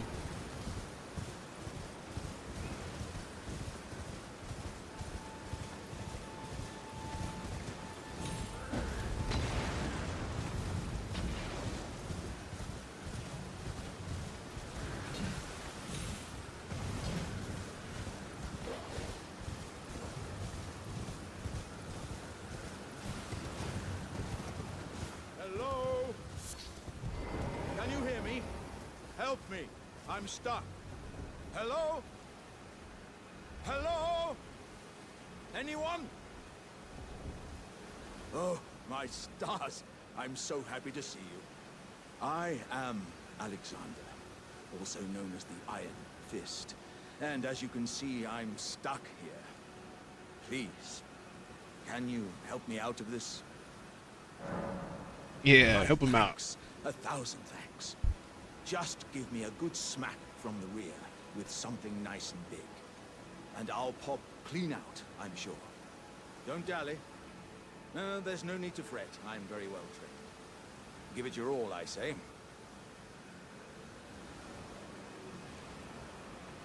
Come on. Give me a good smack from behind with something nice and big. I'll pop clean out. I'm sure of it.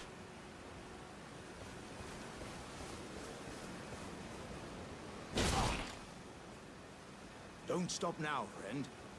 Just keep clobbering away at the old behind. Put those doubts to rest. I'll be just fine. I'm very well trained. Give it your all, I say. Ouch! Don't stop now. Just put those down. Give it your all,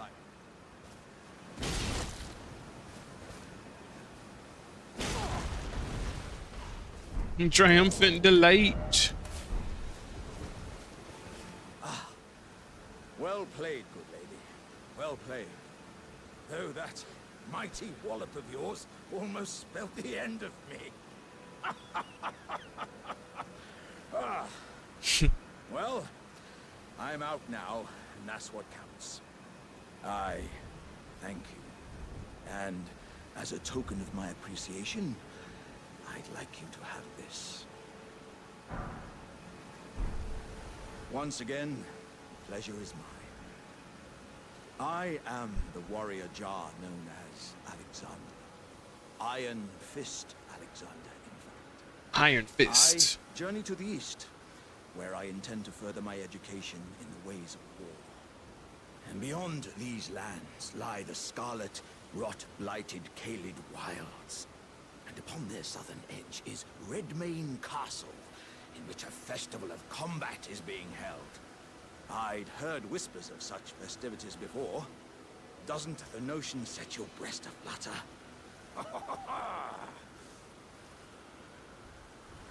I'm heading eastward to Redmane Castle on the southern edge of the scarlet, rot-blighted Caelid Wilds.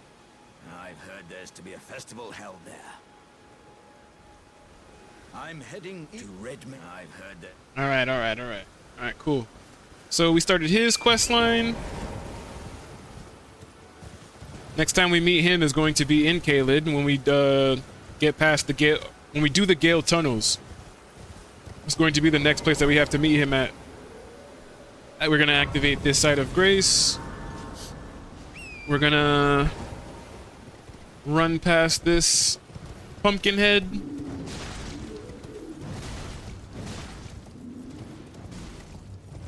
We're gonna do a wide. We're gonna give this graveyard a wide. What is it? Berth? Whatever you call it. We're gonna walk around it. Cause another one of the homies is over here.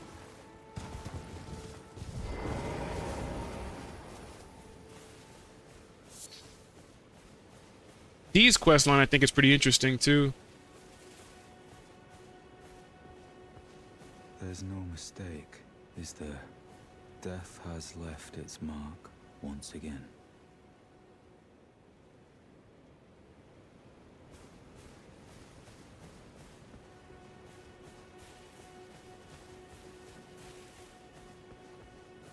I'm sorry. I cannot give you your proper rights. But at least you did not join those who live in death. Your soul will return to the Erd Tree. In time.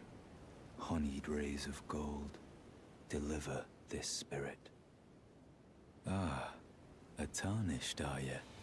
I'm known as D. I hunt down those who live in death and weed their death root. Heed my warning. The village here has been touched by death. And worse yet, it is home to a mariner. If you value your life, then go no further. The village here has been touched by death. Turn back while you still can. The village here, turn back. Alright.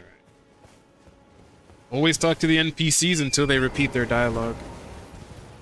It's gonna be the only way to actually ensure that they progress properly.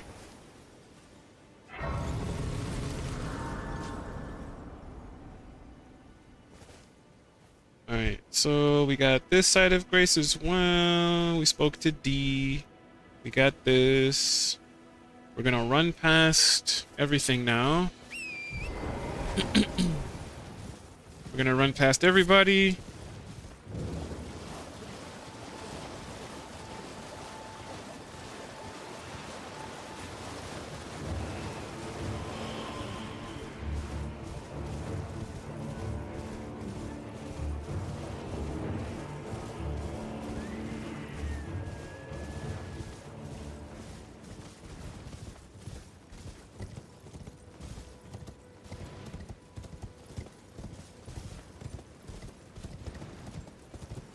Run past all those guys.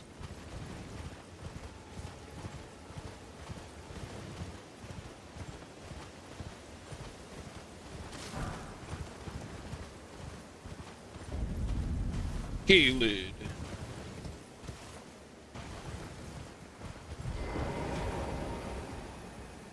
Nice. Broad view balcony.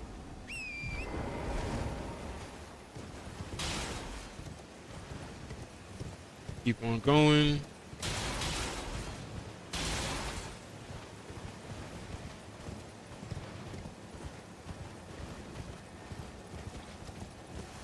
First thing, because I feel like I already have everything I need to kill the dragon, I feel like we're just going to, usually I'll make it to the dragon before I then try to go and collect, like, all the other things.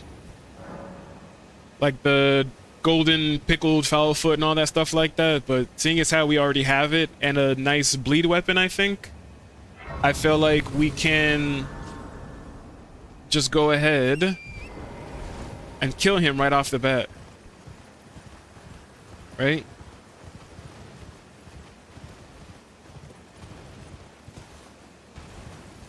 So let me see. Keep going this way.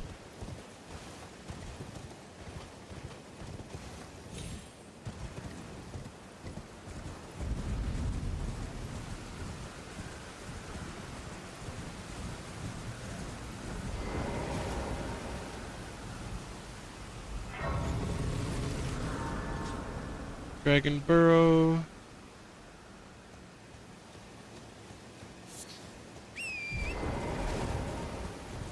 Dragon Burrow West.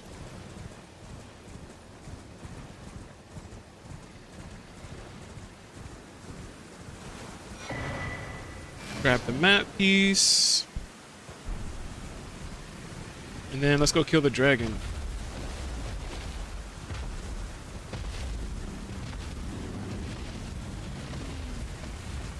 Man, again, I am really still considering just I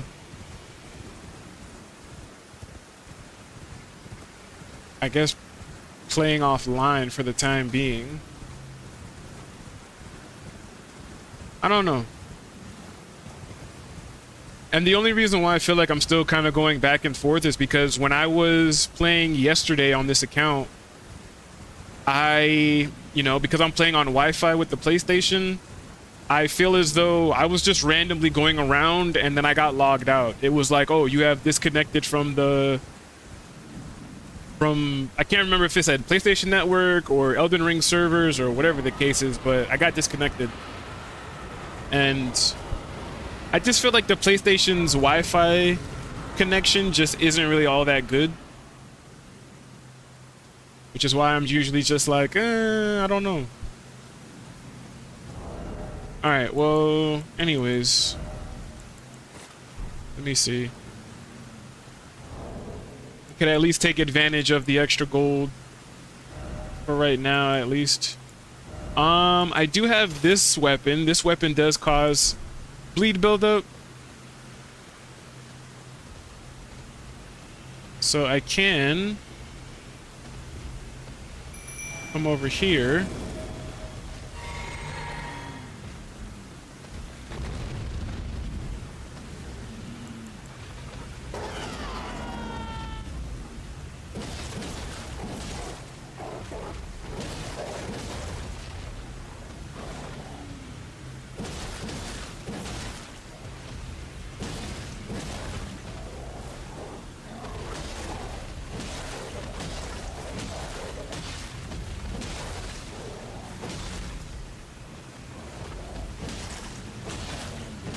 Alright, I do think it usually does take a while to kill this dragon, but I feel like if you have a bleed weapon,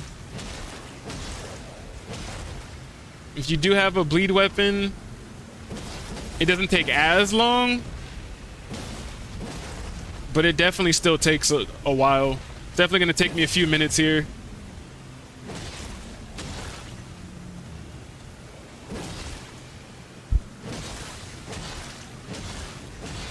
But it doesn't take as long as it would if you did not have a bleed weapon, right? We basically just have to keep on wailing on them for the next few minutes here. The only thing that always scares me though when I come over here is the fact that when I hear the other dragons that are walking around, the other dragon always sounds like it's directly behind me. Like I'm gonna turn around and he's gonna be right there. That's the only thing that always scares me, I feel like, whenever I fight this dragon.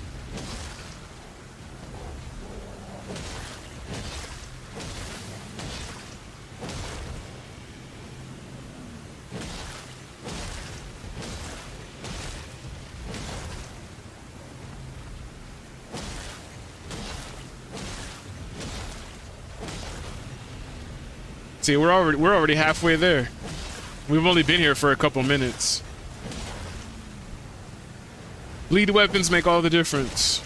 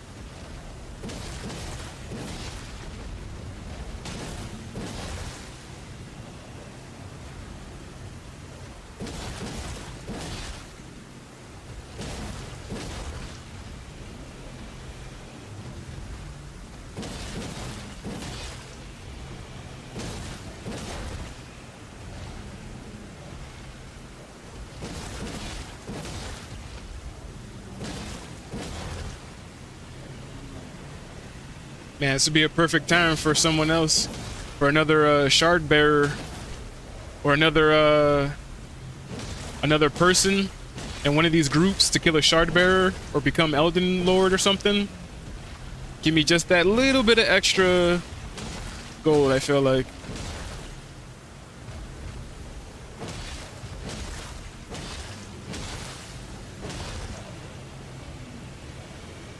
Nah, but it's fine. I feel like all of that grinding I did at the beginning, helping out those few people that I did on this account, I feel like is what is gonna make up for not having the gold scarab.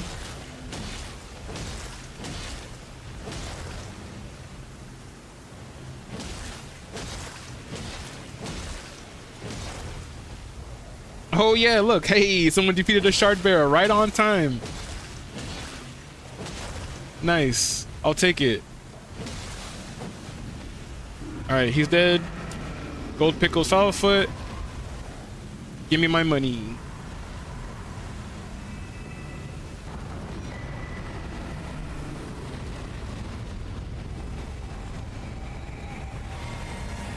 Hell yeah. Nice.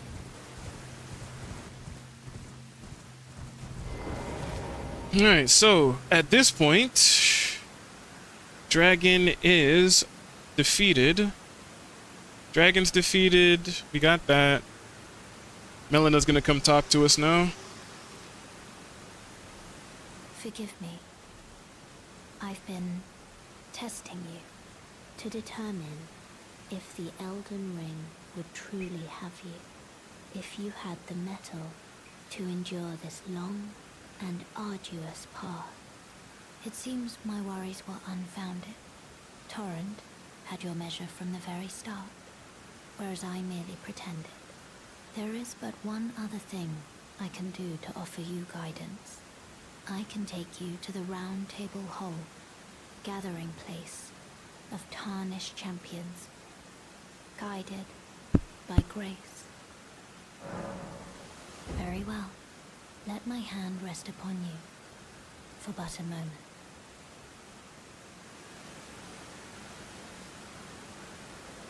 All right,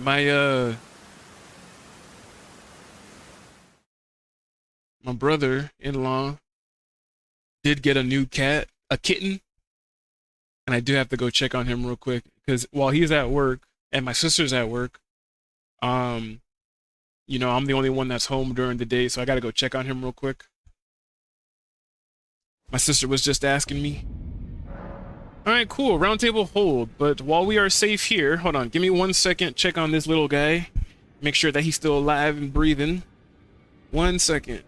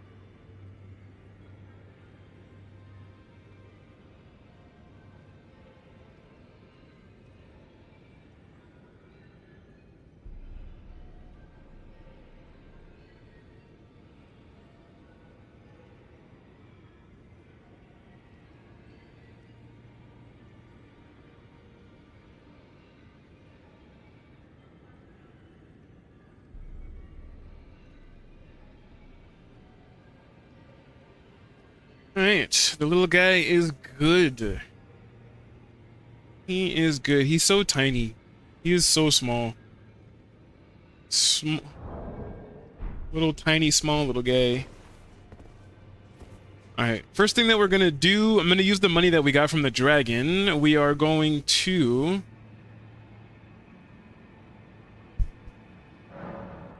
continue to level up a little bit. That golden seed that we grabbed, we're gonna add that, giving us 3 flasks, which is pretty nice. And then we are going to... I needed to level up all of these to 16. 16, 16, 16. So that we could use Rolana's twin blades, right? Oh, you only need 13 strength. Never mind. But anyways, 16 we need it for the brass shield anyways, so it just made more sense to upgrade all of them.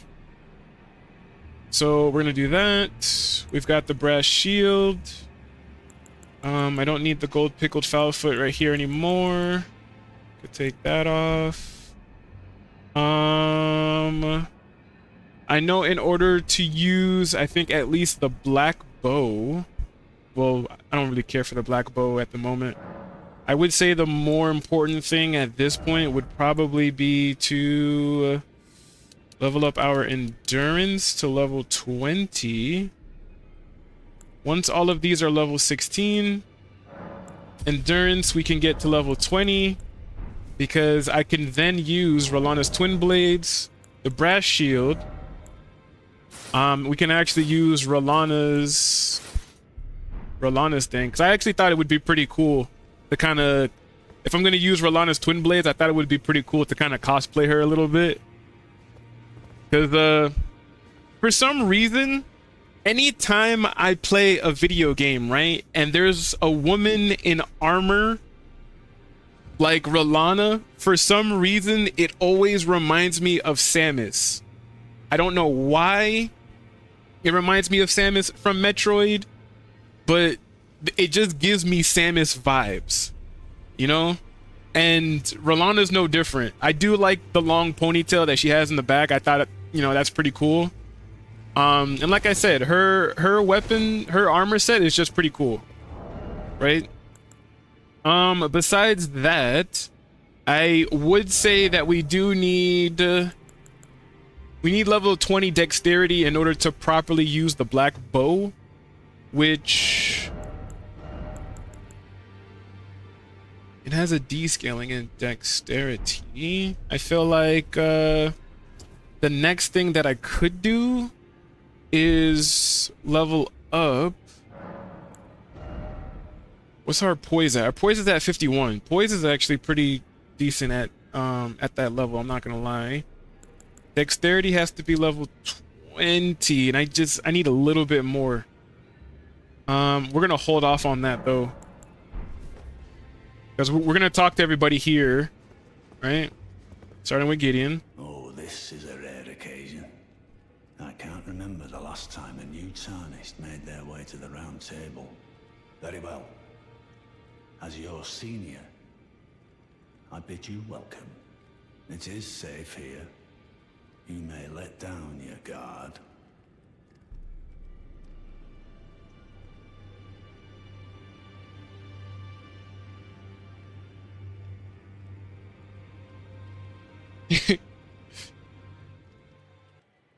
Allow me a word of advice, as your senior. You are a mere visitor to the round table, nothing more. A house guest, yet to earn their keep. Remember your place, newcomer.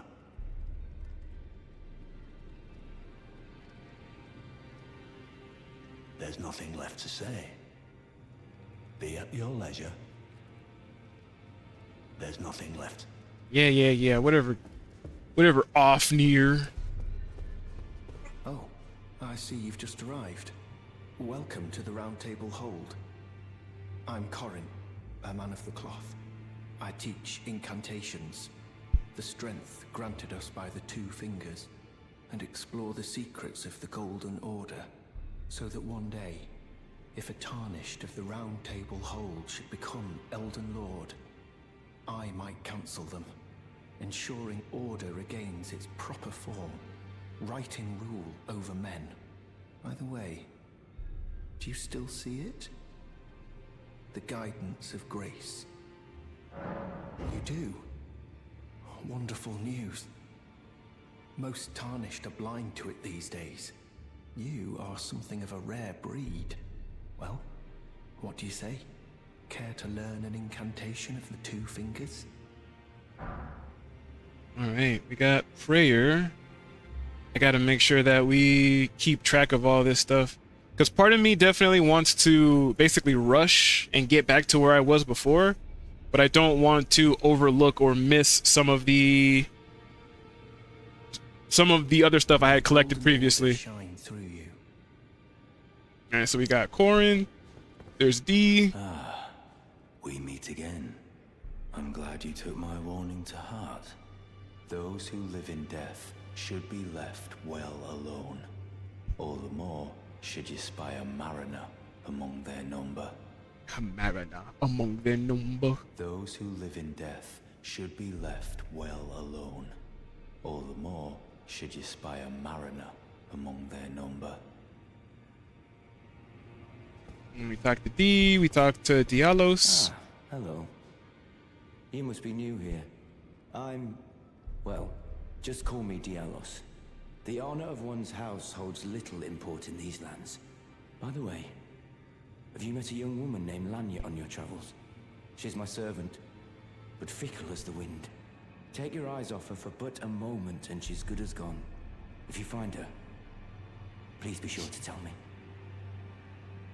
Be sure to tell me if you meet a young woman named Lanya. She's a servant to my house. She's been my companion since childhood.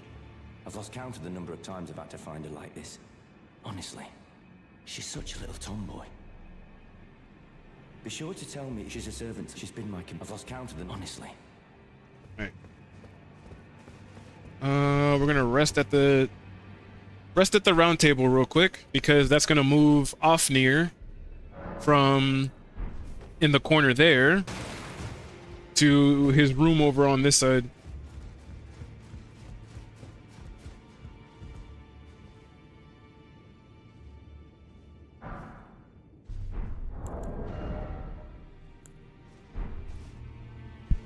Yeah, what's up? I could do that too.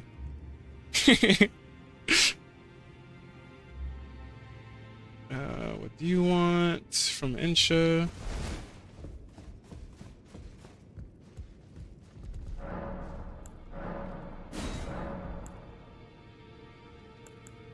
Alright, we can't do anything with the finger crone ladies.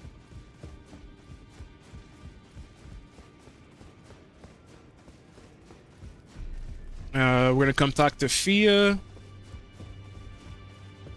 Greetings, great champion called by grace. I am Fia. Circumstances have compelled my stay at the Round Table Hold. Great champion, would you allow me to hold you? But briefly, perhaps you might share with me some of your lively vigor and your stout-heartedness. Doing so will grant me the warmth of a champion, and you, I am sure, will bear a Baldakin's blessing. Do you think it vulgar, perhaps? Where I come from, it is a sacred act. Ah, my thanks, great champion.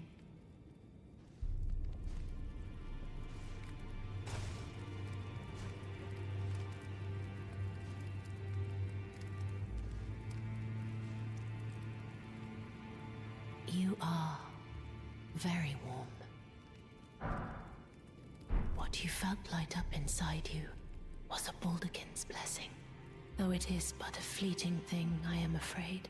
Come back to me, should you require another. I will take you in my arms as often as you need.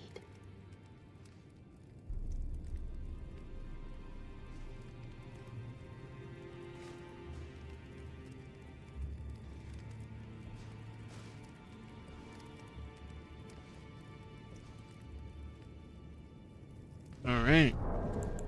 Talk to Fia. We're gonna activate this Baldekin's Blessing so that we don't have the health debuff.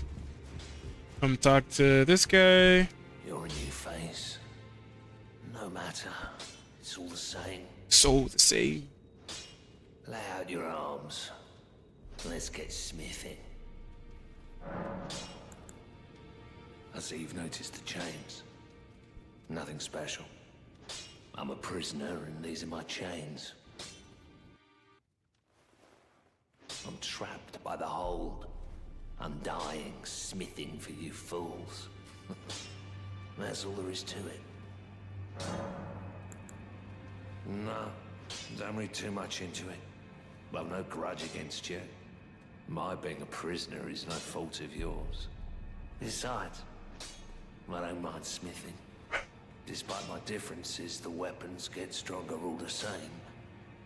Given time, technique never fails. Besides, it helps me forget the sheer terror of her. Alright. Rellana's. I keep getting ready to say Renala. Rellana's Twin Blades +1, +2. We can also upgrade the brass shield. Upgrading the brass shield is pretty nice because it increases the guard boost, which basically means it consumes less stamina whenever we block and attack. So that's pretty nice as well. Alright, and then basically once we have done all of that at the round table hold, the only thing I have left to do now... Man, I will say... I'm honestly kind of scared. I'm always kind of scared because I want to...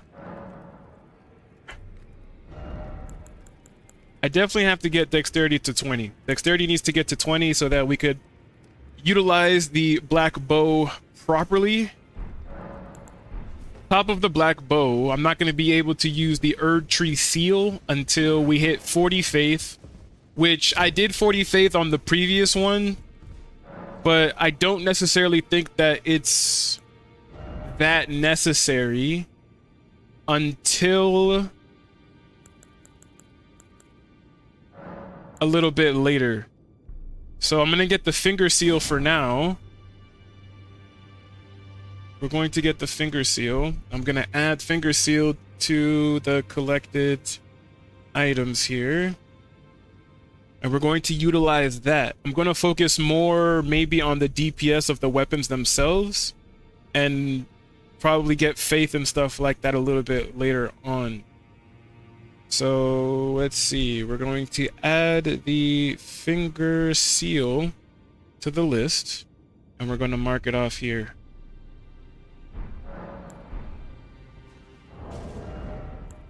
We're going to utilize it. Finger seal. Black bow. Need to get my dexterity to level 20.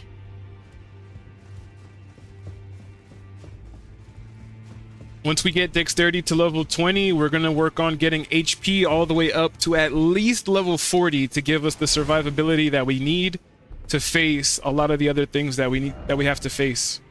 Which means I also need to get the other map piece for Caelid, and then we can go back to the Third Church of Marika right here, pick the teleporter that's behind there to end up in this top corner here. This top corner has these little guys that run around that I usually like to kill, because if you have a +2 weapon, even if you're not using a weapon that requires somber smithing stones, if you're using a regular weapon that requires regular smithing stones, you can still level it up a bit, and then you'll be able to kill the guys over there in one hit in order to kill them, collect the money that you need, so forth and so forth, which is essentially what we are going to do. It is about that time, though, for me to walk this little troublemaker right here that's in my room. So I'm over here grabbing one of her feet. Yeah, look at her. She doesn't like when I grab her feet. Now she's over here trying to bite me. You want to go outside? Hmm? Yeah, you see her getting excited? You want to go outside?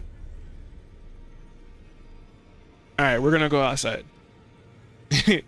Alright, so let me walk her really quick and probably check on Homeboy again and make sure that he's all good. We're gonna rest here at the Site of Grace. Perfect time as always, like I usually say. Perfect time to go and use the bathroom, grab some snacks, all that fun stuff. Let me put in the chat, BRB, walking the dog. And yeah, BRB, walking the dog. And we will be right back.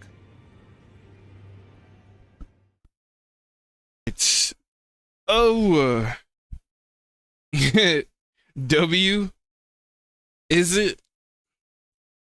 I honestly wish that I didn't have to leave during the stream the way that I do, because I definitely feel like it takes away from the engagement. You know, if people are here having a good time and stuff like that, and then I end up leaving because I have to go walk the dog for like half an hour or something like that, I definitely do feel like it takes away from the engagement, from, you know, just hanging out with people and stuff like that. In my opinion, it does honestly suck. But what else am I gonna do? I always complain a little bit to myself and say things like, you know, if we were a full-time streamer, then things would be a little bit better. But, you know, we're not there yet. But hopefully one day we will be. But, yeah, we are back. The dog is walked. The cat is good. The kitten, I should say. The kitten is okay. He's over there chilling. Not a care in the world. But, yeah. We're back. Welcome back, everybody. Welcome, welcome. Sorry for taking so long, as always. But, yeah. The dog is good, and the kitten is good, too. So we are here. We basically got everything that we needed to get done. Every time we make a new character, we always like to run around for a little bit and grab some stuff. We made it to the round table hold again. I was about to say, is my nose like running or what? Am I just tripping? I feel like I'm just tripping. Alright, we need to get the rest of Caelid unlocked. So let's go and do that real quick. It's really just one map piece, I feel like, that we're missing, right? In order to really say that that Caelid's good. So let's go grab this map piece. How's everybody doing today, though? Hopefully you guys are doing pretty good. Today's what, Thursday? Oh, today's Wednesday. I lied. Today is Wednesday. How is everybody's hump day going? Hopefully you guys' day is going pretty well. I feel like my day is going pretty decently. Alright, let's go. Let's get through this.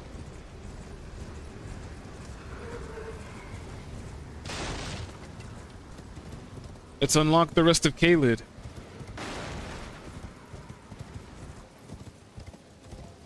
I'm not even gonna talk to the finger reader crone because we've got nothing to say to her at this moment.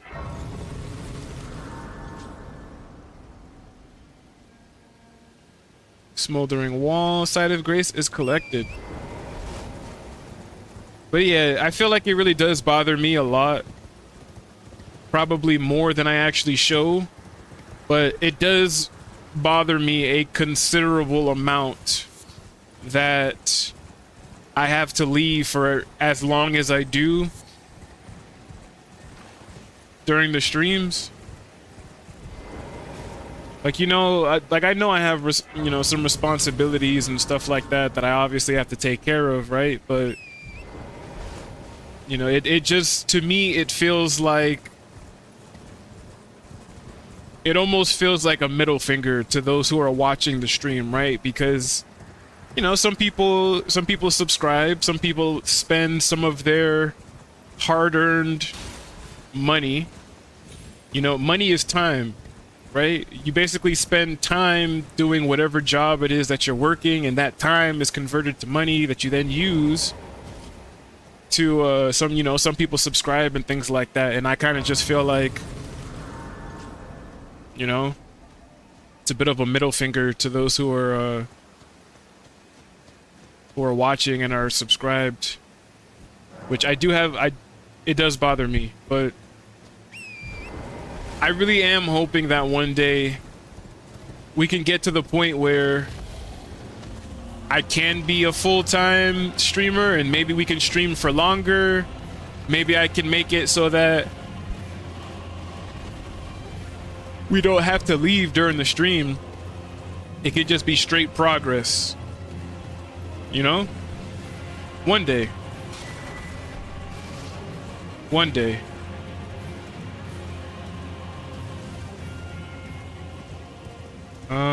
But we are going to grab that map piece. We're gonna come over here to this site of grace. We're gonna sit down at it too. And yeah. All of Caelid, all of Limgrave is now open.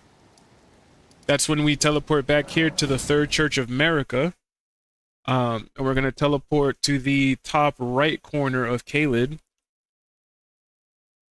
There's another golden seed, another martyr effigy, another site of grace that we can unlock, as well as some of the dudes that we can farm so that we can actually get some more runes. So like I said, every new character is just always a little bit of running around, but it does help. If we're trying not to die, it does help to have a source of runes early on, because almost anywhere that you go, not even almost, anywhere that I feel like you go in Limgrave, you're not going to get a lot of runes. Limgrave and the Weeping Peninsula just feel like they give basically nothing.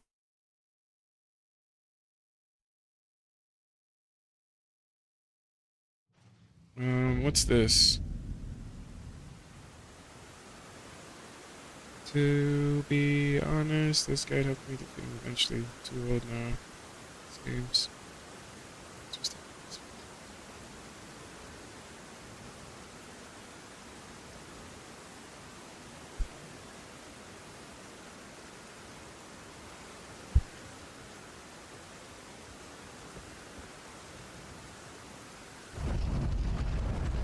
I feel that.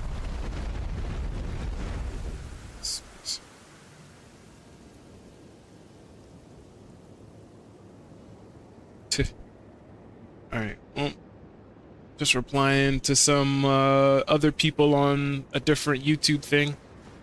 Alright, Bestial Sanctum, we're gonna come and grab this Site of Grace. Bestial Sanctum, Site of Grace, we're gonna grab that. And then we are going to come over here, not alert the big gargoyle dude, because he will kill us instantly. Jump on Torrent. And the most dangerous thing about Torrent is going to be this jump right here. But once we hit that jump and we fall down, we're good to go. Because we can run past this dude, grab this golden seed, right? Grab that golden seed, watch out for that dude. Golden seed collected. Then we're gonna come and grab this Site of Grace.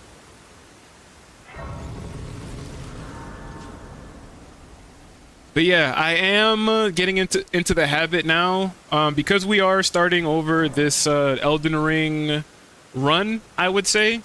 I have gotten myself back into the habit of making sure that I know what part of the stream I want to turn into a short form clip, as well as creating thumbnails after the stream is over, as well as making sure that I run the stream through the YouTube editor and get rid of some of the dead air. So again, when I go to walk my dog and all that stuff like that, if you guys go back and re-watch the streams on YouTube after we're done, it shouldn't be in there. That be right back screen is probably only going to be there for maybe like a few seconds before it looks like I already come back and, you know, just continue playing. So definitely want to make sure that I get into the habit of editing the streams the same day that the VODs go up. Because again, I do know that there are a few people out there that like to watch the live streams. There's a few people out there that I know like to keep up with the streams and all of that. So we definitely want to make sure that we do right by them. All right, this guy has a somber 9.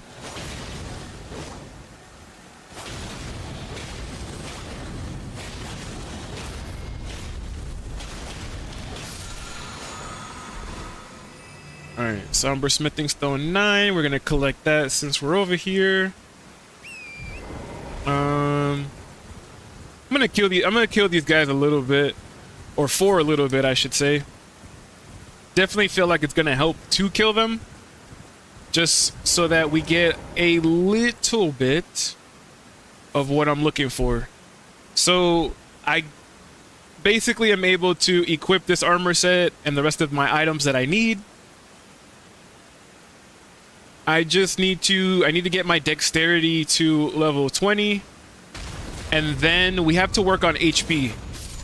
My HP is so low right now. On top of my HP, I do need to get my mind up to level 20. So I don't necessarily think I'm going to work on mind right away. I do kind of just want to kill a few of these guys so that we could get our dexterity to level 20 and maybe just get a few levels in HP so I can feel a little bit more secure. Because like I said, HP is going to directly affect our survivability when it at least comes to fighting these guys. So mind I can hold off on, but at the very, very, very least, we want to work on getting some of these other stats leveled up a little bit, right? So kill him. Oh. Always got to watch your backs, because we are extremely vulnerable. At the beginning here, we are super vulnerable. I feel like I can't express just how vulnerable we actually are, because we have next to no HP whatsoever. And their enemies in this game can do so much damage. There are definitely enemies in this game with even a huge health bar. Yikes. See, something like that, we're out of here. We're out of here. He freaking turned and saw us. We're gone. We're gone. Not even gonna play around with that guy. Because if he grabbed us right there, or even did like his long range attack, it would have killed us already.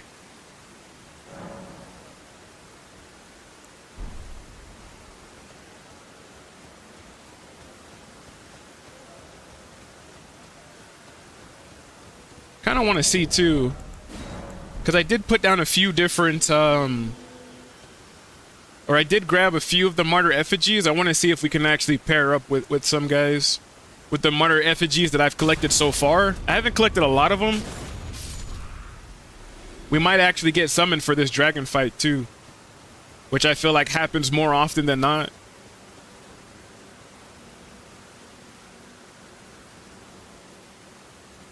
But if we're actually going to try and progress a little bit, at the very least, I'll probably start off in some of the easier areas of Limgrave instead of, because usually what I try to do is I will try to get everything that I'm trying to get, obviously, like the runes and stuff like that we are collecting now. I'll try to hit a certain level where my HP and all of that is good enough for me to survive a lot of hits. And then I'll start from the bottom and work my way up. So I'll start from the bottom of the Weeping Peninsula, clear it out, move over to Limgrave, clear that out, fight Godric, move on to Liurnia and Caelid. But instead of starting from the bottom of the Weeping Peninsula where Castle Morn is, I might just go and try to do some of the easier lower level dungeons and stuff. It'll definitely be a bit better for us if I go that route and do it that way instead. But we definitely don't want to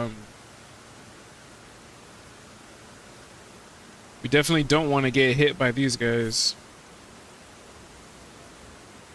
One hit alone, even if they graze us, I feel like it's more than enough to kill us right out the gate.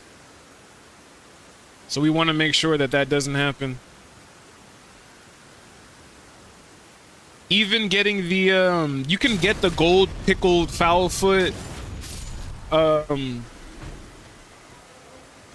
like crafting thing. Like I could make the gold pickled foulfoot stuff, but that involves going to Murkwater Cave. I think it's Murkwater Cave where Patches is.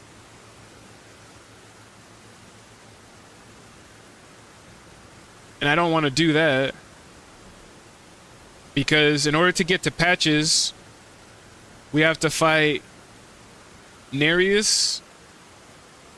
And Nereus has the Reduvia, which can cause bleed. Excuse me, which is why we need more health.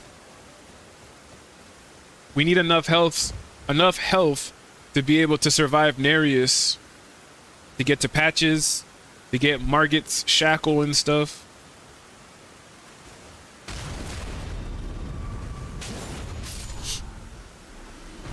Because what level are we right now?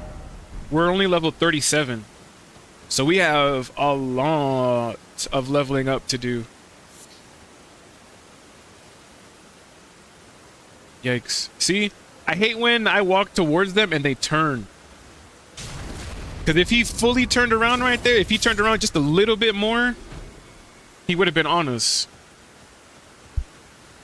And that's why I say, like, even though you can one-shot these guys and they are a good source of runes at the very beginning of the game, they can still one-shot you, of course.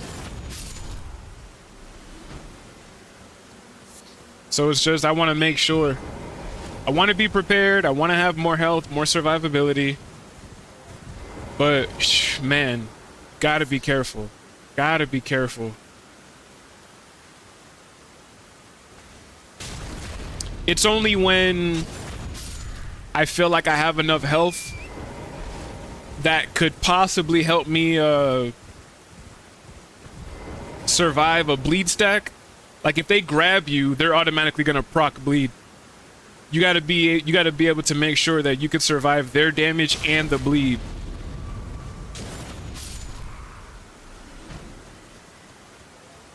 So I'm only just gonna kill like a few of these guys, do like a few runs. I just want to, like I said, get my dexterity to 20 so we can properly use the black bow. And then basically just start putting all of my points into HP.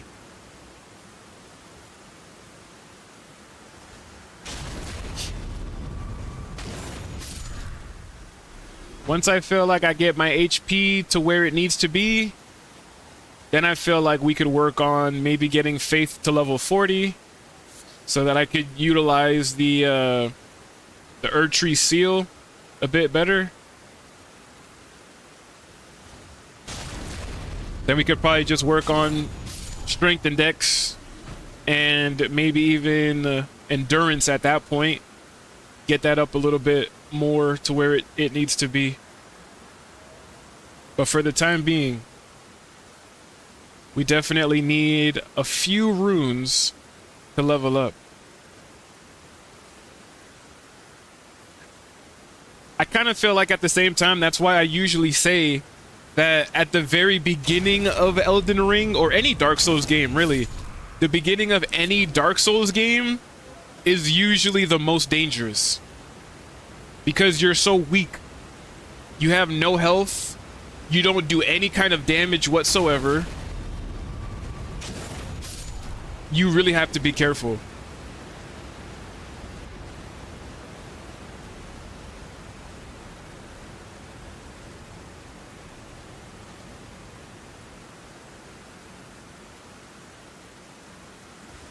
I usually try to fight these militiamen, and then once I feel like I've hit a decent enough level is when I like to try and go and fight Margit or Margot. I don't know why he changes his name,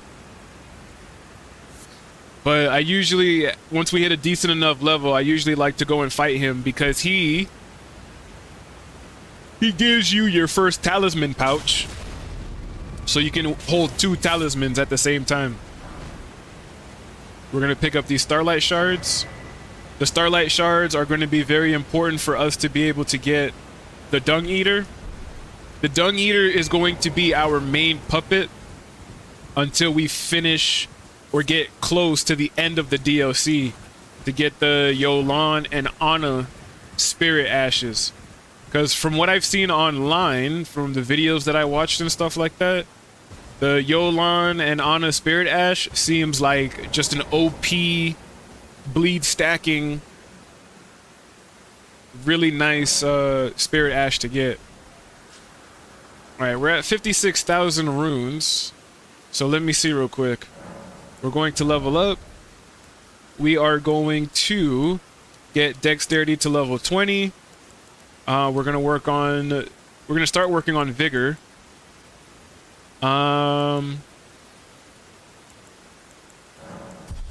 Yeah, let's work on Vigor a little bit. Just a little bit. I think just for the sake of the live stream, I might try to get my Vigor to... stop turning around. I hate when you guys do that. You guys will turn around right when I get to you. Yeah, because see, that the little red X on the short bow, or the black bow, is now gone. So we can now utilize it.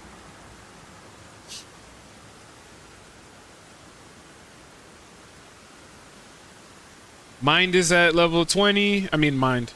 Endurance is at level 20. I thought this time around that we would cosplay a little bit of Rolana, because we are playing as a female character, and Rolana's armor is probably like the only armor in the game that distinctly looks female, right? We're using her twin blades. It just looks pretty cool, right?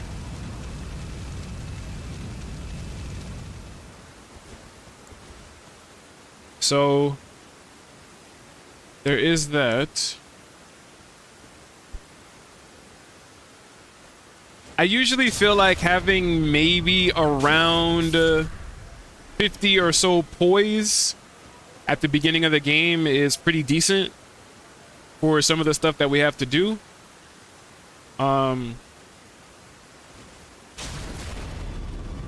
we're pretty much going to end up using the verdigris armor. It's kind of like the bull goat armor, but it definitely offers, I want to say, more physical protection. It's slightly lighter, and it gives you better immunity, I think, to poison and scarlet rot, if I remember. So it's a really nice armor set. We're pretty much just going to use Rolana's armor until I can slowly build into the verdigris armor.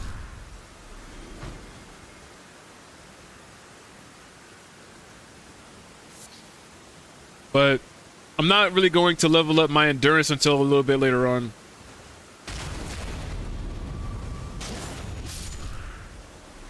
We pretty much just want to work on HP a little bit. So I'm not going to stay here long. I'm probably just going to get our HP maybe just as close to maybe level 30 as I can. And then, like I said, instead of trying to clear out some of the areas like I usually do, like starting from the bottom of the Weeping Peninsula and working our way up, I am most likely just going to tackle some of the easier dungeons. Just do things that way. I feel like that'll just make things a little bit easier overall. And then maybe after I am done streaming today, I will most likely go or come back here after we're done streaming and just continue to farm these guys. But just like anything else, that any other piece of content that I have on the YouTube channel or even on Twitch, I usually like to save my streams and my videos for nothing but progression, right?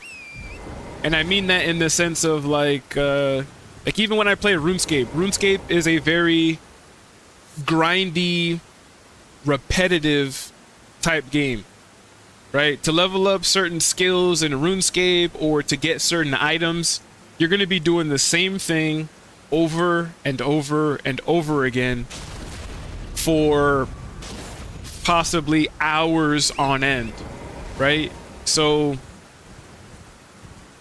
whenever I have to do something like that in any game that I play, whether it be RuneScape, whether it be Elden Ring, whatever, I usually like to do that when I'm not streaming or not recording to basically, excuse me, to basically save you guys the trouble of having to sit here and just watch me do the same thing over and over again for hours, right? So even with this, like I don't really want to sit here and do this for the rest of the stream, but I just want to do it for a little bit. If I can do it at least for just a little bit, then I could get some well-needed levels to just help us survive. That's really it. He's gonna turn and face me. Oh, nope, he didn't. Nice.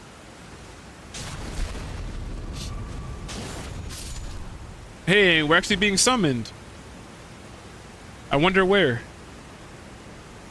Because now that I've unlocked more of the martyr effigies, we definitely have more options to basically help people. So I wonder where we're getting summoned. I kind of think it's going to be the dragon near where we are right now.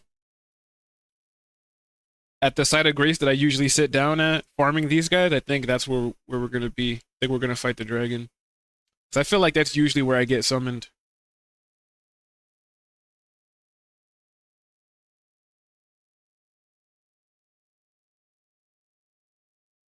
So let's see.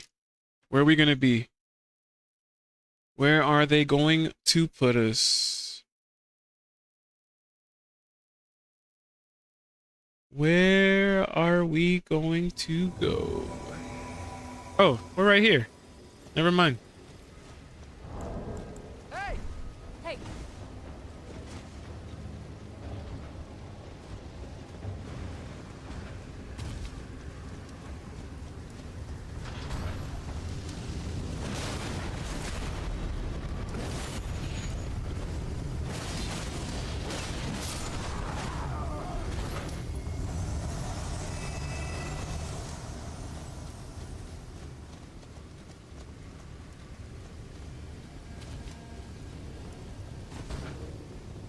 All right.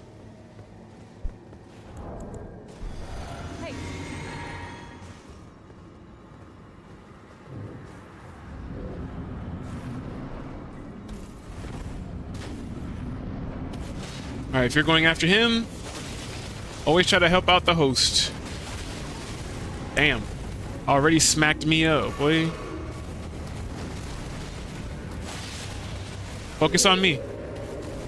Let them handle that guy. I basically just keep the attention of this guy.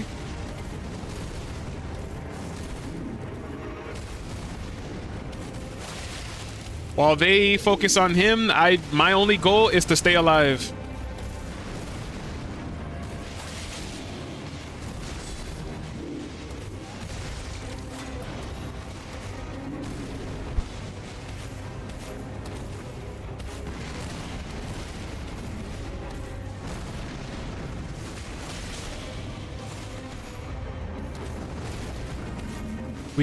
All we do is stay alive. Let them kill him. I don't have to do no craziness. Yup, they kill him. We just stay alive. How the heck? How did he hit me? I know you guys seen that BS, bro.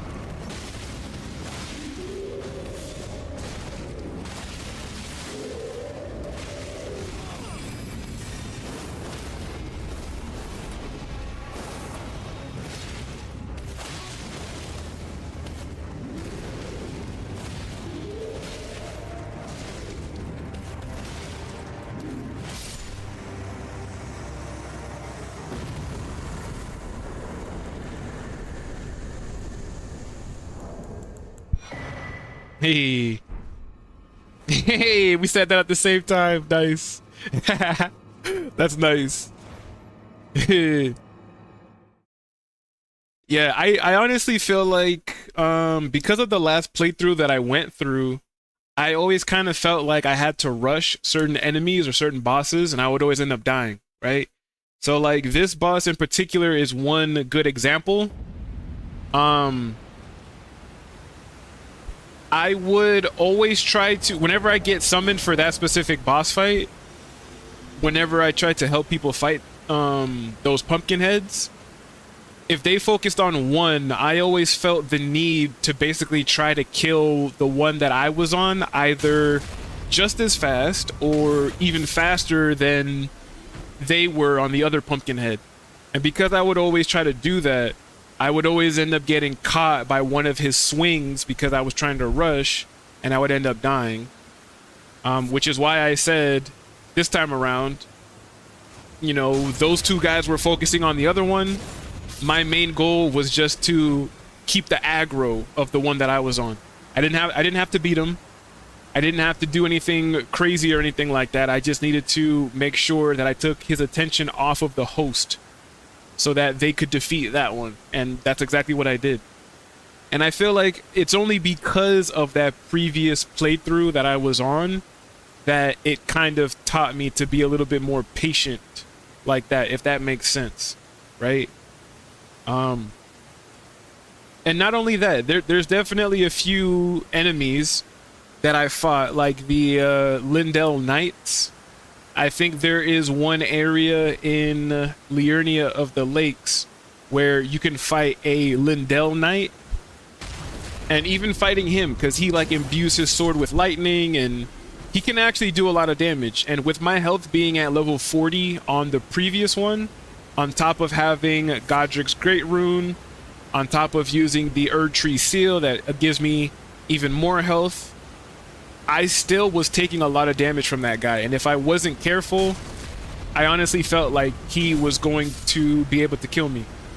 And he was one of those ones too, where I told myself, okay, I need to take my time fighting enemies.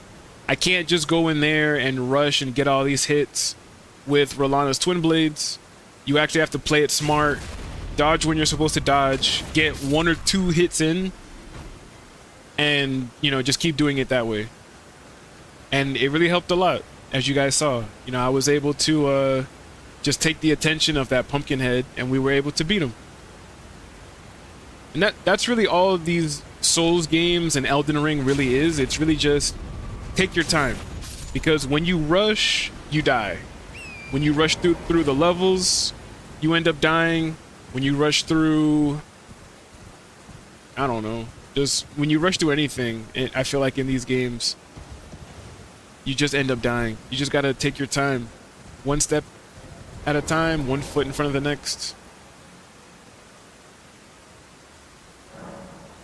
All right, so dexterity level 20, that's what we wanted. Vigor. We want to try to get our vigor at least maybe to level 30. 40 would at least make me feel a bit better, but I honestly don't feel like we're even going to get it to level 30 right now unless I really plan on staying here for a lot longer. But I really do just want to have the survivability, man. I really do want to have a bit of the survivability, because that's, you know, obviously having more health obviously isn't going to protect you from fall damage. If you fall off a ledge, if you fall through a crack, whatever the case is, anything like that, no amount of health is going to help you with that. But at least fighting enemies, when it comes to fighting bosses, when it comes to fighting mobs, the more HP you have, the better. I think level 60 is pretty much the most health that you'll ever need, because from level 60 all the way up to 99, you're not going to see a difference for the most part in your health bar. Because if I could be honest, from level, I think what, our HP starts at level 10, right? From level 10 even all the way up to level 40. Let's say at level 10 my health bar is closer to where my mind bar is right now, right? We'll say I have that little bit amount of health. When I get to level 40, you see on my compass where it says east, where you have the big E, at level 40 my health bar is going to be closer to that, right? So significant upgrade, right? But from level, even if I level it up from level 40 to level 60, you're not going to see that significant of an increase. And from 60 to 99, the increase is even less significant than if I got it from level 40 to 60. It's there is a lot of fall off when you hit certain levels in Elden Ring or even Dark Souls. There's what they call soft caps, right? You have soft caps and you have hard caps. The hard cap, obviously, I believe is 99. You can't increase your stats past 99. But the soft caps, you get diminishing returns. So let's say, for example, from level 10 to level 40, every time I level up my HP, let's say I get, with each level I put into vigor, let's say I get 6 more HP, or I get, you know, like 10 or something like that, 10 more HP. Once I hit level 40, you'll get diminishing returns. Instead of seeing 10 more HP from each level, now I'll only get 5 from each level, just for example, off the top of my head. And then once we hit level 60, from 60 to 99, I'll only get maybe like 1 HP for each level. So it's like the increase that you get at certain soft caps, it starts to diminish more and more. So that's why I usually say, like, I'll try to get my HP to level 40, because 40 I feel like is a pretty decent level to get your HP so that you could survive most attacks and even grabs from bosses. You'll at least be able to tank like 1 or 2 of those hits. But anything less than that, like if I were to try and keep my HP at level 10 and I tried to go and fight Margit, for example, he might hit us with 1 move and that'll just one-shot us. We'll just be dead right off the bat. So I at least try to have some type of health, because it's much better than having no health at all, right? And just completely getting one-shotted. On top of that, when it comes to survivability, of course you want to increase your endurance, because your endurance increases your equip load. Having a higher equip load means that you can wear better armor, and having better armor means that you have more resistances to physical damage, to magic damage, fire damage, holy damage, whatever. So definitely, if you want to increase survivability, it's going to be health and endurance all the way. And just like I said, I know that I need to increase my mind. We need more FP, mostly to be able to summon some of the spirit ashes that we want to be able to summon. So like at the beginning of the game, when I passed the stranded graveyard, we want to go down there into the stranded graveyard area, because that's going to give us Banished Knight Oleg. Banished Knight Oleg is a really decent spirit ash to have up until you can get either, I usually say either the Dung Eater or even the Mimic tier. I usually just like using the Dung Eater, because the Dung Eater has a lot of abilities that are really useful. For me and the build that I'm going for, I don't necessarily have much ranged attacks. I do have the Black Bow, and I do have the Erdtree Seal, so if I can get some long range incantations, like maybe Frenzied Burst. Frenzied Burst is probably one of the best, if not the best, long range spell. But I don't want to summon my Mimic tier with just incantations. Like, I don't want to summon my Mimic tier like this and all they're doing is using incantations. Because most of my damage is going to come from using the Vallana's Twin Blades. Oh, sister's calling me.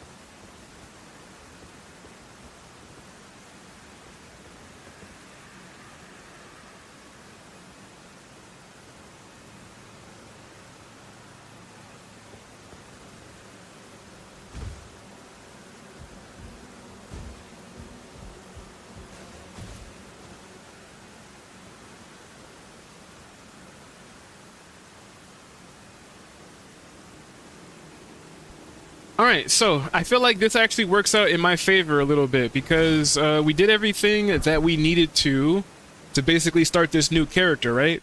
And my sister just called me because her son, my nephew, graduates high school, and we're throwing a party for him this weekend. And we have family from out of town coming in just to spend like a week or two out here, and my sister just called to let me know that my mom just got here, and she's actually on her way. My sister's on her way over to pick me up, and we're gonna go see my mom at my other sister's house, spend some time with her. So that actually means that we are going to end stream just a little bit earlier. We're gonna wrap things up here, but like I said, I feel like that works out in my favor a little bit, because that allows me to basically come back a little bit later, farm these guys, get the levels we need, and officially start going around clearing out the map like how we usually do. So I'm gonna sit down at this site of grace. We're gonna go over to this discussions page, and yeah, we're pretty much going to wrap things up a little bit here. I do want to say that I mentioned it at the very beginning of the stream, right? But because I've never played the DLC, in Elden Ring. We do have the DLC. As you guys can see, I have Rolana's armor, Rolana's twin blades, things like that I got from one of the other homies. And we're slowly starting to build this new character. The plan is not to die, but like I said, because we've never done the DLC, I'm expecting to die a lot. By the time we do get to the DLC, if I do manage to get to the DLC without dying, then I've never been there before, so I don't know what to expect. I don't know what kind of enemies there are, so I do expect to die quite a bit. I'm just not going to start over this time, because I feel like if I'm trying to do this Elden Ring series, if I'm trying to showcase the storyline and the DLC for Elden Ring on my YouTube channel and things like that, I feel like we don't really have a lot of time to constantly keep restarting and restarting and restarting. So that's why I said I'm just going to kind of keep a death counter. In the title of the stream, you can see I put the death counter there. So we can see how many times we basically die trying to collect every single item in the game. I am going to, on top of trying to collect every item in the game, I think I'm going to try to platinum Elden Ring, because I platinumed the other Souls game, I think on a previous PlayStation account that I had, not Pycaon. I had another one that was called King Lycon, and I did platinum the other Souls games on that one. But I do want to see if we can platinum Elden Ring, collect all the items, and then I actually do want to go back and re-platinum the other Souls games. So after Elden Ring, we will try to do like Bloodborne, Dark Souls 1, Dark Souls 2, Dark Souls 3. I even have Sekiro, Shadows Die Twice, that we can essentially go through. But yeah, the very first stream or the very first video of this that goes up on YouTube, it really is just us kind of preparing ourselves, going around, collecting a few items, really just getting as much runes as we can to make our character nice and strong, so I don't have to double back when I start collecting items. When I start collecting items, we're just going to one-shot everything. I don't want to have to start collecting some items and then have to come back later because one enemy's too strong and I'm not there yet. I just want to one-shot all the areas, just completely go through, collect everything, fight whatever bosses, and make it through that way. But yeah, with that being said, we're going to end it here. I am going to eventually come back later on today. I'm going to come back, get some more runes, level up. But in our very next stream, we should have everything that we need to now start collecting all the items again and just making our way towards, you know, the DLC, and just mostly I feel like Lindell is the main area we want to get to, because that's when we can get the Dung Eater and really level up our weapons and stuff like that. So yeah. But with that being said, I want to thank you guys so much for checking out this stream. It really means the world to me. That's them basically calling me right now. And yeah, I will see you guys in the next stream. Bye, guys.